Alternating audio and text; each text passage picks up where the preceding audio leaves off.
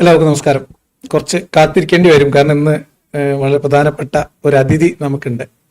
അത് മാത്രമല്ല, ഒരു സർപ്രൈസ് ഉണ്ട്. നമ്മളെപ്പോഴും ഉമ്മർക്കായിട്ടുള്ള ലൈവുകളിൽ പലപ്പോഴും നമ്മൾ ഉമ്മർഖാന്റെ ഒരു ഫോട്ടോ വെച്ച് സംതൃപ്തി അടയാറാണ് പതിവ്. അപ്പം ഇന്ന് ഉമ്മർക്ക നമ്മളോട് ലൈവിൽ തന്നെ ജോയിൻ ചെയ്യാൻ പോവാണ്. അതിന്റെ കഥകൾ വേറെ ഉണ്ട്, അത് നമ്മൾ പിന്നെ വിശദമായിട്ട് പറയും. അപ്പം ഞാൻ ഇനിയും വൈകിപ്പിക്കാതെ നേരെ ഉമ്മർക്കയെ വേദിയിലേക്ക് ക്ഷണിക്കുകയാണ്. ഉമ്മർക്ക, വെൽക്കം. ഈ വെളിച്ചം കാണുന്നുണ്ട്, കേൾക്കാം. ഓക്കെ, കേൾക്കുന്നുണ്ട്. Hello hello hello hello. ഞാൻ ഇത്രയും കാലം ഈ ഒരു പക്ഷെ നമ്മള് വന്നിട്ട് ചാനലിൽ വന്നിട്ട് കഴിഞ്ഞ പ്രാവശ്യം നാട്ടിൽ വന്ന സമയത്ത് ഞാൻ വന്നല്ലോ. പക്ഷെ നിങ്ങൾ എന്തായിരിക്കും ഞാൻ ഇങ്ങനെ പ്രത്യക്ഷപ്പെടാതിരിക്കുന്ന കാരണം? അതിപ്പോ ഞാനിപ്പോ എന്നെ കൊണ്ട് പറയിപ്പിച്ചിട്ട് പിന്നെ അവസാനം എനിക്ക് തന്നെ പണി തരാൻ എന്തിനാ നമ്മള് വെറുതെ ആവശ്യമില്ലാത്ത പണിക്ക് പോണേ? ഇന്നിപ്പോ എന്തായാലും ഇത് പിന്നെ നിങ്ങൾ ഉമ്മർഖാനോട് ഒരു ഇഷ്ടപ്പെട്ട വിഷയമായതുകൊണ്ടാണ് നമ്മൾ ഒരുമിച്ച് തന്നെ ചെയ്യാൻ തീരുമാനിച്ചത്. ഉമ്മർക്കയാണ് എനിക്ക് ഈ വീഡിയോ അയച്ചത്. അപ്പൊ ഉമ്മർ ഭായ്, ഞാൻ സതീഷ് ഏട്ടന്റെ വീഡിയോ നമ്മൾ ഇതിനു മുമ്പ് ഒരു തവണ റിയാക്ട് ചെയ്തിട്ടുണ്ട്. സതീഷ് ഏട്ടന് ഈയിടെയായിട്ട് കുറച്ച് ഇസ്ലാമിക് വിഡൽസിന്റെ അസ്കിയത ഉണ്ട്. കൊല്ലത്ത് ഒരു പരിപാടിയില് കബീർ ബാക്കവിയുടെ ഒരു വിദ്യാഭ്യാസ സ്ഥാപനത്തില്, മീൻസ് മതവിദ്യാഭ്യാസ സ്ഥാപനത്തില്, അവിടുത്തെ എന്തോ ഒരു വാർഷികത്തിന്റെ ഭാഗമായിട്ട് അദ്ദേഹം നടത്തിയിട്ടുള്ള കുറെ പരാമർശങ്ങൾ നമ്മൾ ഇതിനോടകം റിയാക്ട് ചെയ്താണ്. ഞാൻ ഒറ്റയ്ക്ക് ഇരുന്നിട്ടാണ് ചെയ്തത്, എങ്കിലും നമ്മളതിൽ റിയാക്ഷൻ ചെയ്തതാണ്. പക്ഷെ അതിൽ നിന്ന് കുറച്ചുകൂടി കട്ടി കൂടിയ, അതായത് കുറച്ചുകൂടി എന്താ പറയാ, ആഴത്തിലുള്ള വിഡൽസ് ആണ് ഈ വീഡിയോയിൽ കണ്ടത്. ഞാൻ ഞെട്ടിപ്പോയി, തുടക്കം മുതൽ ഒടുക്കം വരെ.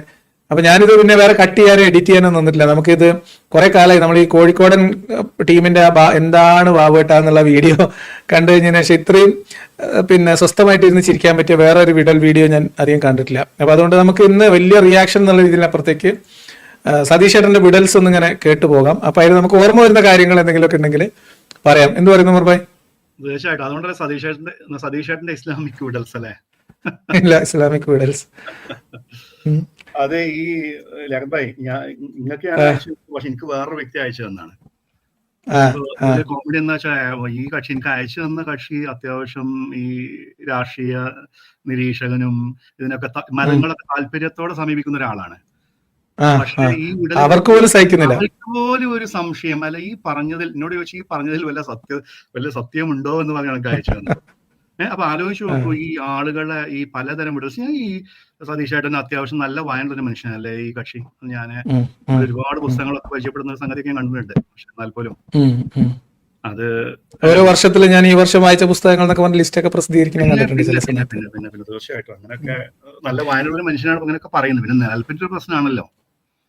എന്ന് വെച്ചാൽ നമ്മളെ പോലുള്ള ആളുകൾ ഈ പുസ്തകങ്ങൾ എഴുതിയിട്ടില്ലല്ലോ. പുസ്തകം എഴുതിയിട്ടുള്ളത് ഇപ്പൊ നമ്മുടെ പിന്നെ എന്താ പറയാ ഷെയ്ഖ് മുഹമ്മദ് കാരക്കുന്ന്, അമാനി മൗലവി, ചെറിയമുണ്ട അബ്ദുൽ ഹമീദ് മദനി, അങ്ങനത്തെ ആൾക്കാരാണല്ലോ ഇസ്ലാമുമായിട്ട് ബന്ധപ്പെട്ട പുസ്തകങ്ങൾ എഴുതിയിട്ടുള്ളത്. അപ്പൊ അതിലൊക്കെ ഉള്ളത്, പുസ്തകത്തിലുള്ളതൊക്കെ ശരിയായിരിക്കും എന്ന് ചിന്തിക്കുന്നതിന്റെ ഒരു, എല്ലാ പുസ്തകത്തിലുള്ളതും ശരിയായിരിക്കും എന്ന് ചിന്തിക്കുന്നതിന്റെ ഒരു പ്രശ്നമായിരിക്കാം. എന്തായാലും നമ്മള് അദ്ദേഹം അത്ര പരന്ന വായനയുള്ളത് കൊണ്ട് പരന്ന വിഡൽസ് ഒക്കെ ആ രീതിയിൽ അങ്ങനെ വായിച്ചിട്ടേ. പക്ഷെ എനിക്ക് ആ വിഡൽസ് കേട്ടപ്പോ തോന്നിയ ഒരു കാര്യമൊക്കെ, നമ്മളിപ്പോ ഒരാൾ വായിച്ചിട്ട് അയാളുടെ അറിവിൽ നിന്ന് ഒരു വിടൽ വിടുന്നതും, വിടാൻ വേണ്ടി ഒരാളെ കൂലിക്ക് വിളിച്ചുകൊണ്ട് വന്നിട്ട് എന്നെ എന്തായാലും ഇപ്പൊ എന്നെ ഒരു ആവശ്യത്തിന് വിളിച്ചല്ലേ, അപ്പൊ നമുക്ക് നാളെ എന്തെങ്കിലും ഒരു ഉപകാരം കിട്ടിയാലോ എന്നുള്ള പ്രതീക്ഷയില് വലിയ ആത്മാർത്ഥത എന്നോ വലിയ ഒരു ആത്മവിശ്വാസം ഇല്ലാതെ തള്ളി വിടുന്നതും തമ്മിൽ വലിയ വ്യത്യാസമുണ്ട്. അപ്പൊ ആ തള്ളി വിടൽസ് ഇതിൽ കുറച്ചുണ്ട്. കാരണം ചില ഭാഗങ്ങളൊക്കെ വളരെ എന്താ പറയാ, വളരെ വൈഭവത്തോടു കൂടി ചില കാര്യങ്ങൾ മൂടി വെച്ച് വേറെ രീതിയിൽ പറഞ്ഞു പോകാൻ ശ്രമിക്കുന്ന ചില ഭാഗങ്ങളൊക്കെ കണ്ടു. അപ്പോൾ അതൊക്കെ നമ്മൾ ഇന്ന് കേൾക്കുമ്പോൾ ഞാൻ അതിന്റെ ഭാഗം ഞാൻ പറയാം. അപ്പൊ ഉദാഹരണത്തിന് ഈ തൊഴിലാളി അടിമകൾ എന്ന് പറയുന്നിടത്ത് തൊഴിലാളികൾ എന്നൊക്കെ മാറ്റി പറയുന്ന ചില സംഭവം എന്റെ ശ്രദ്ധയിൽപ്പെടും. ഞാൻ ഓടിച്ച് കേട്ടിട്ടുള്ളൂ, മുഴുവൻ കേട്ടിട്ട് പോലും ഇല്ല കേട്ടോ. എന്റെ തുടക്കത്തിൽ തന്നെ അങ്ങനെ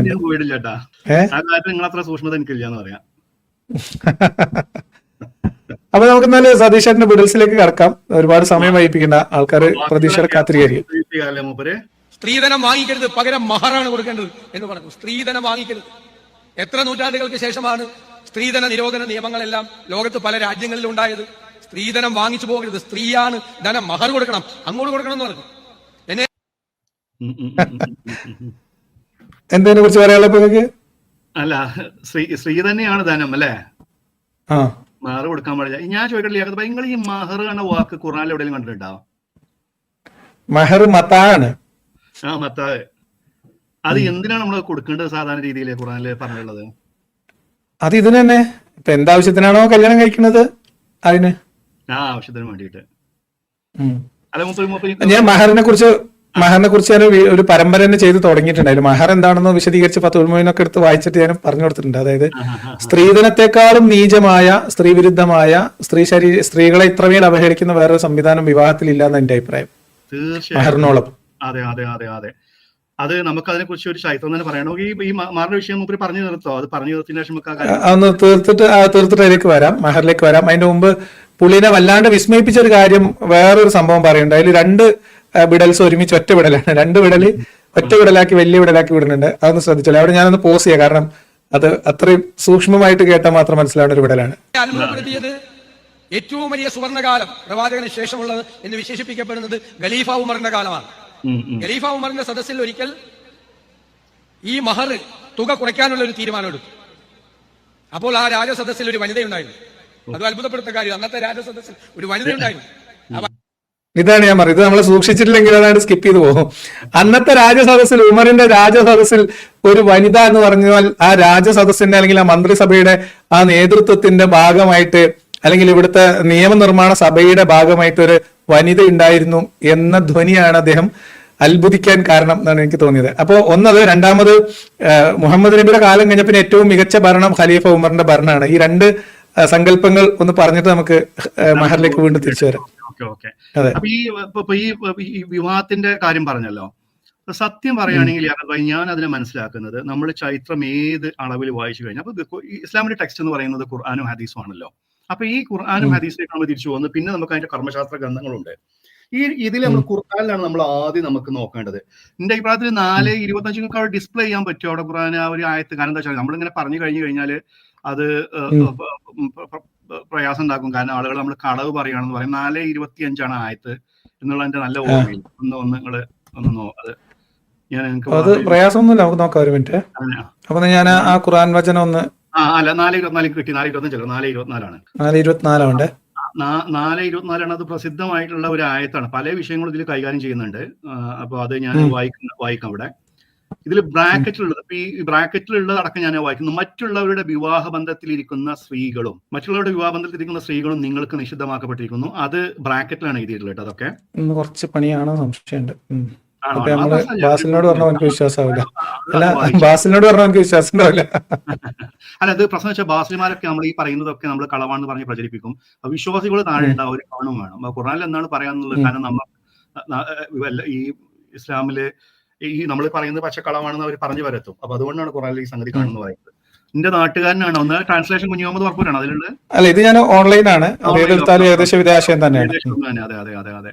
അപ്പൊ അതിൽ കാണാൻ പറ്റുന്നല്ലോ. നിങ്ങളുടെ വിവാഹ ബന്ധത്തിലിരിക്കുന്ന സ്ത്രീകളും നിങ്ങൾക്ക് നിഷിദ്ധമാക്കപ്പെട്ടിരിക്കുന്നു, നിങ്ങളുടെ വലങ്കൈ ഉടമപ്പെടുത്തിയവർ ഒഴികെ. നിങ്ങളുടെ മേൽ അള്ളാഹുവിന്റെ നിയമം എത്രയത്. അതിനപ്പുറമുള്ള സ്ത്രീകളുമായി നിങ്ങൾ ധനം മഹറായി നൽകിക്കൊണ്ട്. ധനം എന്നാണ് ഇതിൽ പറയുന്നത്. ധനം അത് തന്നെയാണ്. മഹറായി നൽകിക്കൊണ്ട് എന്തൊരു ബാധ്യത എന്നുള്ള നിലക്കല്ലേ കൊടുക്കാൻ പറയുന്നത്. ബാധ്യത അല്ലേ?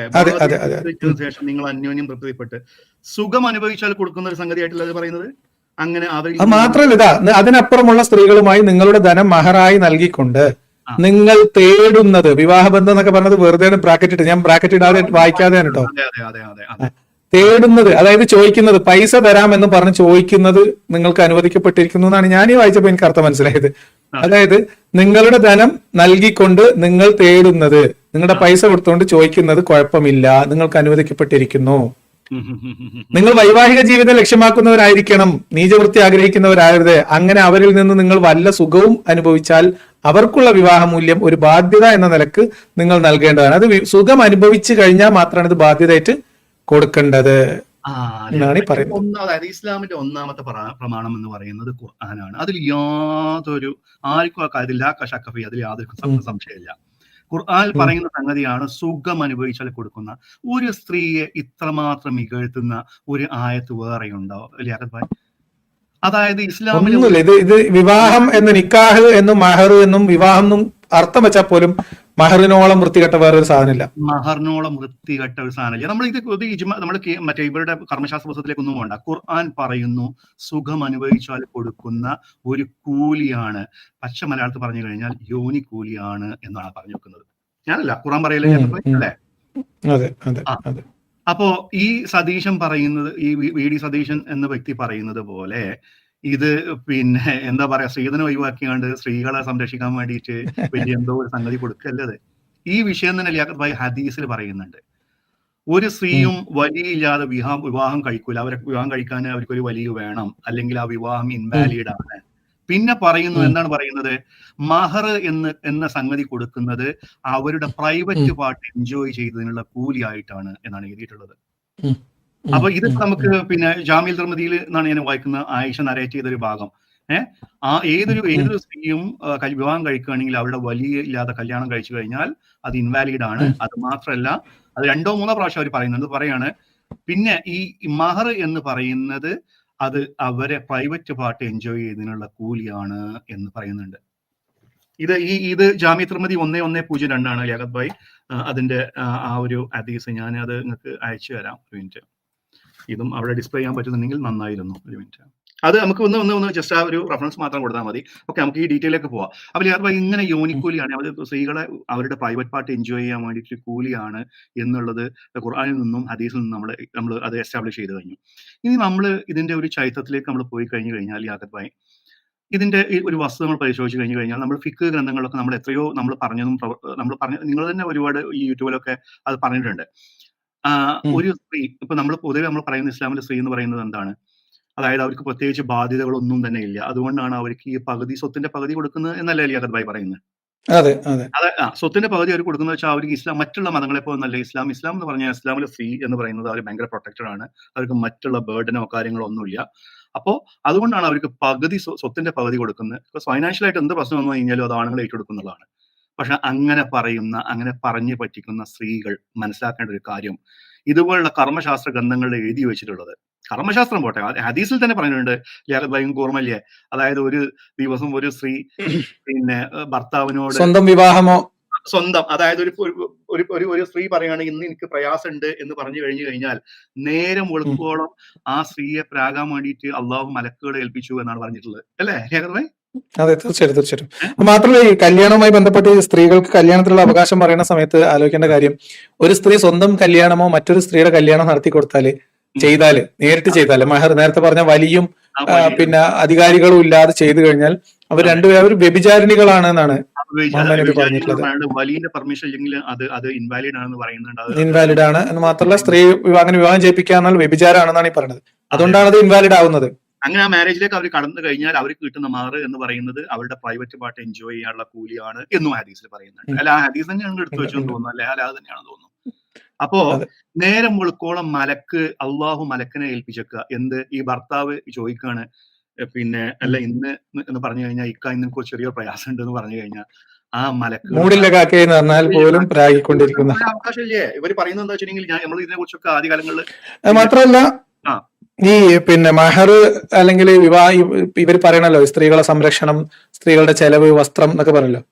ഇതിൽ പല സാധനങ്ങളും ഈ ശാരീരിക ബന്ധത്തിന് വിമുഖത പ്രകടിപ്പിച്ചാൽ പിന്നെ അത് ലാപ്സായി പോകും. ഒരു ദിവസത്തെ ചെലവിന് കൊടുക്കൽ, ഫുഡ് വാങ്ങി കൊടുക്കൽ പോലും ബാധ്യതയില്ല എന്നുള്ളതാണ്. അതെ, വിവാഹ ചെലവ് കൊടുക്കുന്ന കാര്യത്തിൽ അല്ലെ, ചെലവ് ഒരു ദിവസം അത് മാത്രമല്ല മരുന്നല്ലേലും ആവശ്യമില്ല. ഈ പിന്നെ നമ്മളെ കുളിക്കാനുള്ള സോപ്പ്, അങ്ങനത്തെ സാധനങ്ങളൊക്കെ ഉണ്ടല്ലോ, എണ്ണ, ഇതൊക്കെ നമ്മൾ മെഴുക്ക് പറ്റാനുള്ള സോപ്പ്, ഇതൊക്കെ മെഴുക്ക് പറ്റ മീൻസ് മെഴുക്ക് ഇളക്കാനുള്ള സോപ്പ്, ഇതൊക്കെ വാങ്ങിക്കൊടുക്കൽ ബാധ്യതയാവുന്നത് ആ കുളി നിർബന്ധമാകലിന്റെ കാരണക്കാരൻ ഈ ഭർത്താവാണെങ്കിൽ മാത്രമാണ്. അങ്ങനെ അതായത് ജീവിതാവസാനം മുഴുവൻ എല്ലാ സംഗതികളെയും ജീവിതം മുതൽ മരണം വരെ എഴുതി വെച്ച പുസ്തകത്തിൽ ഏത് കാലെടുത്ത് പിന്നെ നമ്മള് മറ്റേ കക്കൂസിൽ കയറണം, അവിടുന്ന് ഏത് കാലെടുത്ത് ഇറങ്ങണം, അതായത് കുട്ടികളുണ്ടാവുമ്പോ അതിന് ചെല്ലേണ്ട എന്തെല്ലാം മന്ത്രങ്ങളാണെന്നൊക്കെ എഴുതി വെച്ച പുസ്തകത്തിൽ ഈ സംഗതിയും അത് എഴുതി വെക്കണമല്ലോ. അപ്പൊ തീർച്ചയായിട്ടും അങ്ങനെ എഴുതി വെച്ചൊരു സംഗതിയാണ് ഫത്തുൽ മുഈൻ. നമ്മുടെ പള്ളി മദ്രസകളിൽ കേരളത്തിൽ ഇന്നും പഠിപ്പിച്ചു കൊടുക്കുന്ന ഈ പറയുന്ന പിന്നെ ഫത്തുൽ മുഈൻ എന്ന ഗ്രന്ഥത്തിൽ മുനാക്കഹാത്ത് എന്ന് പറഞ്ഞ ഭാഗത്ത് എഴുതി വെച്ചൊരു സംഗതി ഞാൻ വായിച്ചു തരാം. ചിലത് നഷ്ടമാകുന്ന സന്ദർഭം, പിണക്കം മൂലം അഥവാ ഭർത്താവിന് വഴിപ്പെടാതിരിക്കൽ മൂലം ചെലവുകൾ മുഴുവൻ അവൾക്ക് നഷ്ടപ്പെടും. അത് പണ്ഡിതന്മാരുടെ ഏക അഭിപ്രായം, ഇജ്മാഉണ്ട് ആ വിഷയത്തിൽ. ലിയാഖത്ത് ഭായി, ഭർത്താവിന് ഒരു ദിവസം വഴിപ്പെടില്ല എന്നുണ്ടെങ്കിൽ പെണ്ണിന്റെ ചെലവ് മുടങ്ങുന്ന പറയേണ്ടത്. കാരണം ഇത് അതങ്ങൾ പറഞ്ഞ യന്ത്രത്തിന് തകരാറ് പറ്റിക്കഴിഞ്ഞാല്, തകരാറ് പറ്റിയാല് അത് പിന്നെ ശരിയാക്കി എടുക്കേണ്ട ബാധ്യത പോലും ഭർത്താവിനില്ല. ഭർത്താവിനില്ല എന്ന് എഴുതിയുള്ളത് അല്ലേ? അയ്യോ നിങ്ങൾ അപ്പൊ ഈ സംരക്ഷണം ചെലവിന് കൊടുക്കൽ അത് വേറെ തന്നെ കഥയാണ്.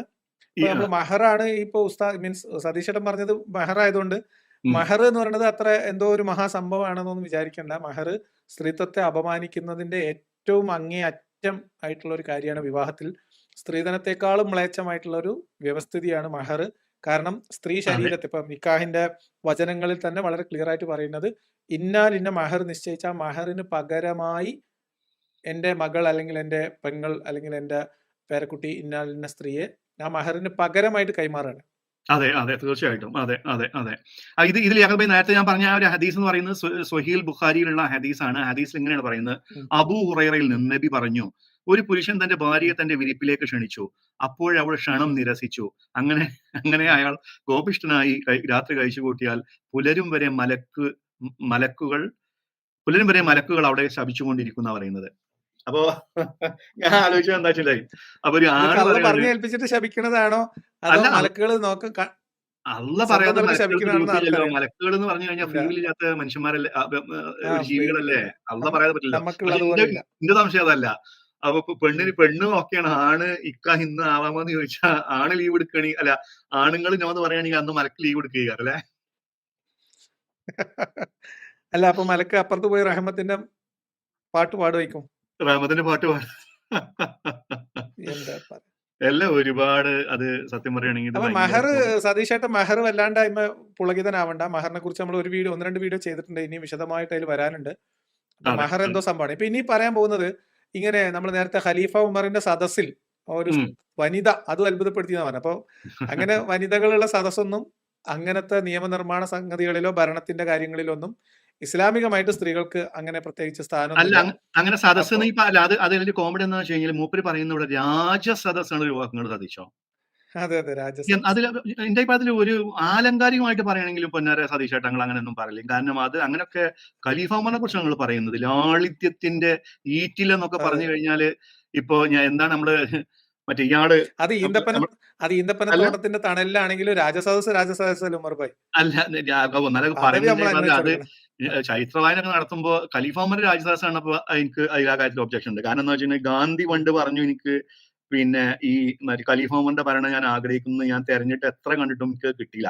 പിന്നെ കുറെ ഞാൻ തെരഞ്ഞു പോയപ്പോ വേറൊരു സംഗതിയാണ് ഗാന്ധി പറഞ്ഞത്, അതായത് അവരുടെ ലാളിത്യത്തെ കുറിച്ച്, അതായത് ഇപ്പൊ ഈ അബൂബക്കറിന്റെയും ഉമ്മറിന്റെ ഒക്കെ ഒരു ലളിതമായിട്ടുള്ള ജീവിതത്തിനെ കുറിച്ചാണ്. അതായത് അത്ര അതിന്റെ ആ ഒരു മറ്റെന്താ അതിന്റെ ഒരു മൂർധന്യാവസ്ഥയിൽ പോലും ഇസ്ലാം മൊത്തം ലോകം കീഴടക്കിയാൽ പോലും വളരെ എന്താ പറയാ വളരെ ലാളിത്യത്തിൽ ജീവിച്ച ഒരു ഖലീഫ ഉമറിനെയാണ് നമ്മൾ ഇസ്ലാമിക ഗ്രന്ഥങ്ങളിൽ പരിചയപ്പെടുന്നത്. അപ്പൊ അങ്ങനെ ഒരു ആര്യസദസ് എന്ന് പറയുമ്പോൾ അത് വലിയ വിടലാണ്. കാരണം അത് ഖലീഫ ഉമറിന് ചേർന്ന ഒരു സംഗതിയല്ല. മൂപ്പരുണ്ടെന്നുണ്ടെങ്കിൽ മൂപ്പർക്ക് ദേഷ്യം വരും. കാരണം മൂപ്പർക്ക് ദേഷ്യം വന്നു കഴിഞ്ഞാൽ ഗവർണറെ പിടിച്ച് വരെ മൂപ്പര് അടിച്ചിട്ടുണ്ടെന്ന് പറയേണ്ടത് വേണ്ട.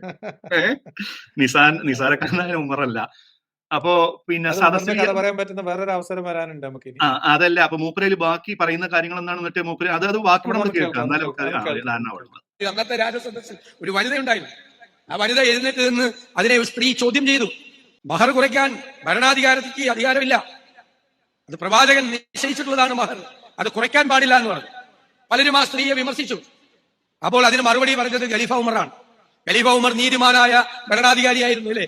നീതിമാനായ ഭരണാധികാരി, ലോകം ഇതുവരെ കണ്ടിട്ടുള്ള ഏറ്റവും നീതിമാനായ ഭരണാധികാരികളുടെ മുൻപിലുണ്ടായിരുന്ന ആളാണ് ഖലീഫ ഉമർ. പറഞ്ഞു അവര് പറഞ്ഞതാണ് ശരി, നിങ്ങൾ പറയുന്നതല്ല, നമുക്ക് ഭരണകൂടത്തിന് മഹർ കുറയ്ക്കാനുള്ള അവകാശമില്ല എന്ന് തീർപ്പുണ്ടാക്കി. അപ്പോൾ ഖലീഫ ഉമറിന്റെ രാജസദസ്സിൽ പോലും സ്ത്രീകൾക്ക് പറയാനുള്ള അവകാശം ഉണ്ടായിരുന്നു. അദ്ദേഹം ഭരണാധികാരികളോട് പറഞ്ഞു, പ്രവാചകൻ പറഞ്ഞു, എന്താ ഭരണാധികാരികളോട് പറഞ്ഞത്? നിങ്ങൾ കൂടിയാലോചനകൾക്ക് ചർച്ചകൾക്ക് ശേഷം വേണം തീരുമാനമെടുക്കാൻ, ഒറ്റയ്ക്ക് തീരുമാനങ്ങൾ എടുക്കരുത്. ഇന്ന് ഏകാധിപതികളായ ഭരണാധികാരികൾ ലോകത്തെമ്പാടും ഒറ്റയ്ക്ക് തീരുമാനങ്ങൾ എടുത്ത് ഭരിക്കുമ്പോൾ പ്രവാചകൻ പറഞ്ഞു ഭരണാധികാരികൾ ഒറ്റയ്ക്ക് തീരുമാനമെടുക്കരുത്, കൂടിയാലോചനകൾക്ക് ശേഷം നിരന്തരമായ ചർച്ചകൾക്ക് ശേഷമേ തീരുമാനങ്ങൾ എടുക്കാൻ പാടുള്ളൂ. ഉഹദ് യുദ്ധത്തിൽ ഒരു ചെറുപ്പക്കാരൻ പ്രവാചകനെടുത്തൊരു തീരുമാനത്തെ ചോദ്യം ചെയ്തു, അത് ശരിയല്ല എന്ന് പറഞ്ഞു. അപ്പൊ പ്രവാചകൻ അത് അംഗീകരിച്ചു. അയാൾ പറഞ്ഞതാണ് ശരി, അയാൾ എന്നെ തിരുത്തി. അയാളുടെ ആശയം മറ്റുള്ളവർ പറയുന്നത് കൂടി കേൾക്കണം, മറ്റുള്ളവരുടെ ആശയങ്ങൾ കൂടി കേൾക്കണം. നമ്മൾ ഏകപക്ഷീയമായി നമ്മുടെ തീരുമാനങ്ങൾ ഒരു ഭരണാധികാരിയും മറ്റുള്ളവരുടെ മീതെ അടിച്ചേൽപ്പിക്കരുത്. അതിനേക്കാൾ വലിയ ജനാധിപത്യ ബോധം എന്താണ്?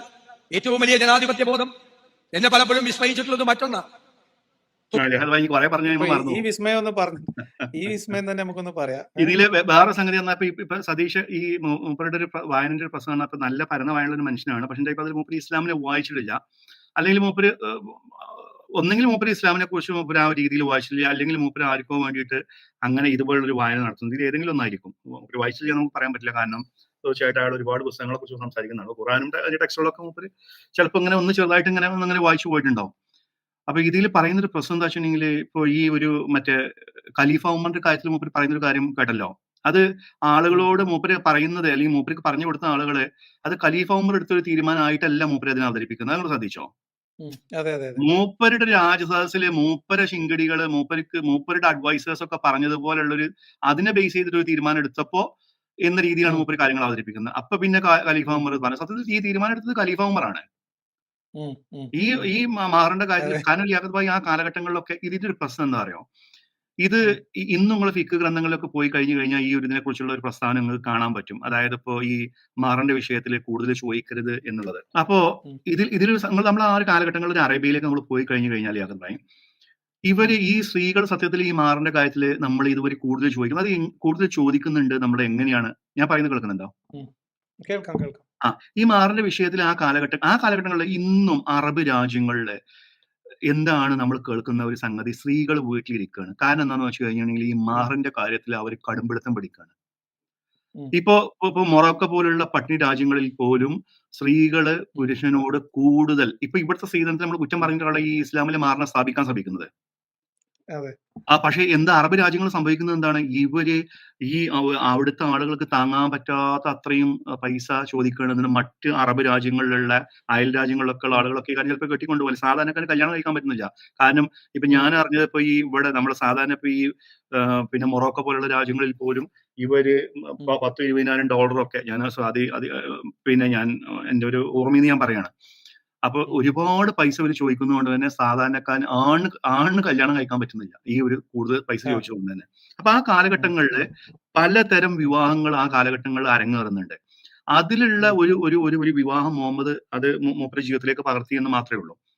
അപ്പോ ഖലീഫ ഉമറിന്റെ ഒരു കാലഘട്ടം വന്ന സ്ത്രീകൾ ഇങ്ങനെ വന്നിട്ട് ഇവര് ഈ പൈസ കണ്ടമാനം ചോദിച്ചപ്പോൾ ഒരു പക്ഷേ അയാൾ ആ വിഷയത്തിൽ പറഞ്ഞു, നിങ്ങൾ മാറിന്റെ കാര്യത്തിൽ ഇങ്ങനെ എക്സാജറേറ്റ് ചെയ്യല്ലേ, അത് ഒരു മാറിന്റെ കാര്യത്തിൽ നിങ്ങൾ മിതത്വം പാലിക്കണം എന്ന് പറയുന്നത് മൂപ്പര് ഒരു പൈസ മൂപ്പര് തന്നെ നിശ്ചയിക്കുകയാണ്. ആ നിശ്ചയിക്കുന്ന സമയത്താണ് ഒരു സ്ത്രീ ഇത് കേട്ടിട്ട് പറയുന്നത്, ഒരു ഖുറാനിലൊരു ആയത്ത് എന്റെ ഓർമ്മയിൽ നിങ്ങൾ ഒരു കൂമ്പാരം തന്നെ നിങ്ങൾ ഒരു സ്ത്രീക്ക് നിങ്ങൾ കൊടുത്തു കഴിഞ്ഞാലും അത് മടക്കി ചോദിക്കരുത്. നല്ല കാര്യമാണ്. അങ്ങനെ അതിനൊക്കെ നമ്മൾ ആ രീതിയിൽ തന്നെ നമ്മൾ ഉൾക്കൊള്ളണം. അത് നിങ്ങൾ തിരിച്ചു വാങ്ങരുത് എന്നുള്ള ഒരു ഖുറാനിക ആയത്തുണ്ട്. അപ്പോഴാണ് ഈ ഇത്രയും വലിയ പിന്നെ വിവരവും വിദ്യാഭ്യാസമുള്ള ഉമ്മർ മറ്റേ ഇൽമിന്റെ അങ്ങേ കട്ടകളും ഒരു ഖുറാനൊക്കെ ഫുള്ള് പഠിച്ചാണ്. മൂപ്പര് ആ സമയത്ത് മറന്നു കാണും ചിലപ്പോൾ ഈ സംഗതിയൊക്കെ. അപ്പൊ മൂപ്പര് പറഞ്ഞ ആ സ്ത്രീ പറഞ്ഞത് ശരിയാണ്.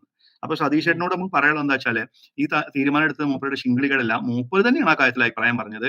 പിന്നെ മൂപ്പര് ഈ പറഞ്ഞതുപോലെ തന്നെ അതിലൊരു തിരുത്തലുകൾ ഉണ്ടായി ആ വിഷയത്തിൽ എന്നുള്ളതാണ്. കാരണം സ്ത്രീകൾ ഇന്ന് ഇന്ത്യയിൽ നമ്മൾ ഈ സ്ത്രീധനത്തെ കുറിച്ച് നമ്മൾ സ്ത്രീയെ ധനമായി സ്വീകരിക്കുന്നത് പോലെ തന്നെ അറേബ്യയിലുള്ള ഏറ്റവും വലിയ പ്രശ്നം എന്റെ സതീഷ് ചേട്ടൻ ആ രീതിയിൽ ഒരു ചൈത്രവായന നടത്തണം. സ്ത്രീകൾ ഉയർന്ന തുക ആണിനോട് ചോദിക്കുന്നു എന്നുള്ളതാണ്. രണ്ടാണെങ്കിലും തെറ്റാണ് അല്ലേ ലിയാഖത്ത് ഭായി? ഞാൻ അങ്ങനെയാണ് അതിനെ കാണുന്നത്. തീർച്ചയായിട്ടും. അല്ലെ ഞാൻ വേറൊരു കാര്യം പറയാം. അതായത് ഒന്നാമത്തെ കാര്യം മഹർ നിശ്ചയിക്കാൻ വേണ്ടിയിട്ട് അല്ലെങ്കിൽ മഹർ അങ്ങനെ സ്ത്രീകൾക്ക് എന്തും പിന്നെ ചെയ്യാം, എത്ര വേണേലും ചോദിക്കാം എന്നുള്ളതിനെ രണ്ട് രീതിയിൽ നമ്മൾ അനലൈസ് ചെയ്യാം. ഒന്ന്, ഇസ്ലാമിനകത്ത് ഒരു മാക്സിമം ലിമിറ്റ് മുഹമ്മദ് നബി കട്ട് ഓഫ് ആയിട്ട് സെറ്റ് ചെയ്ത് വെച്ചിട്ടില്ല എന്നുള്ളൊരു മാക്സിമം ലിമിറ്റ് ഒന്നും എന്താ പറയാ ഫിക്സ് ചെയ്തിട്ടില്ല എന്നുള്ളത് ശരിയാണ്. പക്ഷെ മുഹമ്മദ് നബിയുടെ ഹദീസുകൾ ഉദ്ധരിച്ചുകൊണ്ട് പല പണ്ഡിതന്മാരും വളരെ കൃത്യമായിട്ട് അതിൽ മിതത്വം വേണമെന്നും അത് ഏറ്റവും ലളിതമായിരിക്കണമെന്നും ഏറ്റവും സിമ്പിൾ ആയിട്ടുള്ളതായിരിക്കണം എന്നും ക്ലിയർ ആയിട്ട് പറഞ്ഞിട്ടുണ്ട്. അപ്പോ അതിന് പല പണ്ഡിതന്മാരും അത് വെച്ചിട്ട് മിനിമം കണക്കും മാക്സിമം കണക്കും ഒക്കെ പറഞ്ഞു വെച്ചിട്ട് ഉള്ള പണ്ഡിതന്മാരുണ്ട്. കർമ്മശാസ്ത്ര ഗ്രന്ഥങ്ങളിലൊക്കെ അതിന് കൃത്യമായിട്ടുള്ള മാർഗരേഖ ഉണ്ട്. അതേ സമയത്ത് ഇനി ഒരു സ്ത്രീ അതിനെ മറികടന്നുകൊണ്ട് ഇപ്പൊ മുഹമ്മദ് നബി അങ്ങനെ ഒരു അപ്പർ ലിമിറ്റ് വെച്ചിട്ടില്ല, അതുകൊണ്ട് എനിക്ക് തോന്നിയ പോലെ മഹർ വാങ്ങും എന്ന് പറഞ്ഞാൽ അതിന്റെ അർത്ഥം ആ സ്ത്രീ സ്വന്തം ശരീരത്തെ വിലപേശുന്നു എന്നാണ്. ഒരു റിലേഷൻഷിപ്പിന് വേണ്ടി ശരീരം വെച്ച് വിലപേശാണ്. വാല്യുവേഷൻ പറഞ്ഞത് മഹർ ലിയാഖത്ത് ഭായി നമ്മൾ ആ വാക്ക് ഇപ്പൊ ലിയാഖത്ത് ഭായി ആ വാക്ക് പറയുമ്പോൾ പോലും നിങ്ങൾ ഖുറാനിലേക്ക് മടങ്ങണം.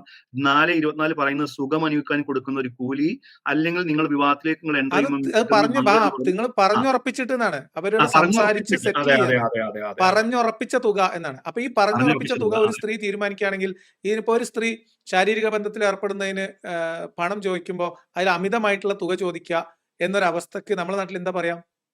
ഇത് ഏത് ഏത് പിന്നെ നമ്മൾ ഏത് രീതിയിൽ പരിഗണിച്ചാലും മഹർ അങ്ങേയറ്റം വൃത്തികെട്ട ഏർപ്പാടാണ്.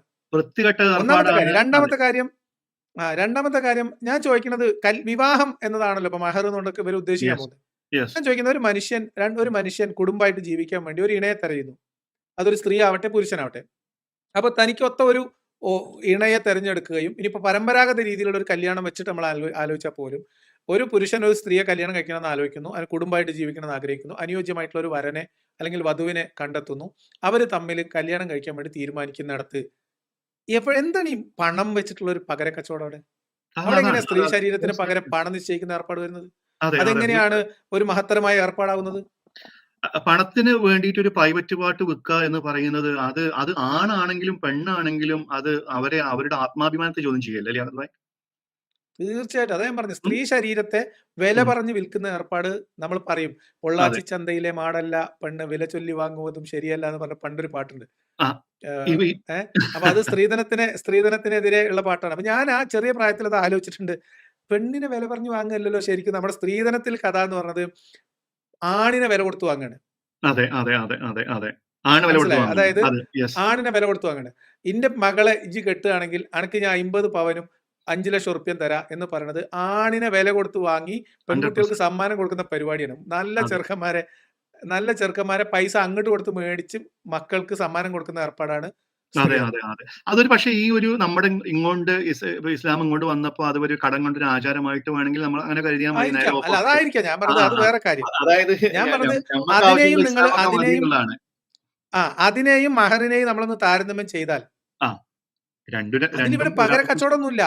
ആ, ഒരു പെൺകുട്ടിക്ക് ഇഷ്ടപ്പെട്ട ഒരു പുരുഷനെ സ്വന്തമാക്കാൻ ആ, ഈ പെൺകുട്ടിയുടെ പിതാവ് ഒരു എമൗണ്ട് നിശ്ചയിച്ച് നല്ല മുന്തിയ ഒരു ചെറുക്കനെ തന്നെ വാങ്ങിക്കൊടുക്കുന്നു. മാർക്കറ്റിൽ കിട്ടാവുന്നതിൽ നല്ലൊരു മുന്തിയ ചെറുക്കനെ യെസ് വാങ്ങിക്കൊടുക്കുന്നു. യെസ് ഇതാണ് യെസ് സ്ത്രീധനം. യെസ് അതാണ് ഇത് ചെയ്യുന്നത്. യെസ് തീർച്ചയായിട്ടും തെറ്റാണ്, അനീതിയാണ്. അത് അതെ സ്ത്രീധനം കൊടുക്കാൻ അപ്പം കൂടുതൽ ഈ പ്രശ്നം, അതായത് വലിയ പൈസ കൊടുക്കാനില്ലാത്ത ആളുകൾക്ക് മികച്ച ചെറുക്കന്മാരെ കിട്ടാത്ത ഒരു സിറ്റുവേഷൻ ഉണ്ടാവും. അതൊക്കെ ശരിയാണ്. അതെ പക്ഷേ ട്രേഡാണ് ഇവിടെ വില നടക്കുന്നത് അവിടെ. കൊടുത്ത് വാങ്ങുന്നത്, അവിടെ വില പറയുന്നത് പുരുഷനെയാണ് വില പറഞ്ഞു വെക്കുന്നത്. അപ്പൊ ഞാൻ അതെ ഈ പണ്ട് പാട്ട് കേൾക്കുമ്പോൾ ആലോചിക്കും, പൊള്ളാച്ചി ചന്തയിലെ മാടല്ല പെണ്ണ് വില ചൊല്ലി വാങ്ങുന്നത് ശരിയല്ല എന്ന് പറയുമ്പോൾ ഇതിപ്പോ എവിടെ പെണ്ണിനെ വില ചൊല്ലി വാങ്ങുന്നത്? ഇത് ചെറുക്കനെയാണല്ലോ വില ചൊല്ലി വാങ്ങുന്നത്.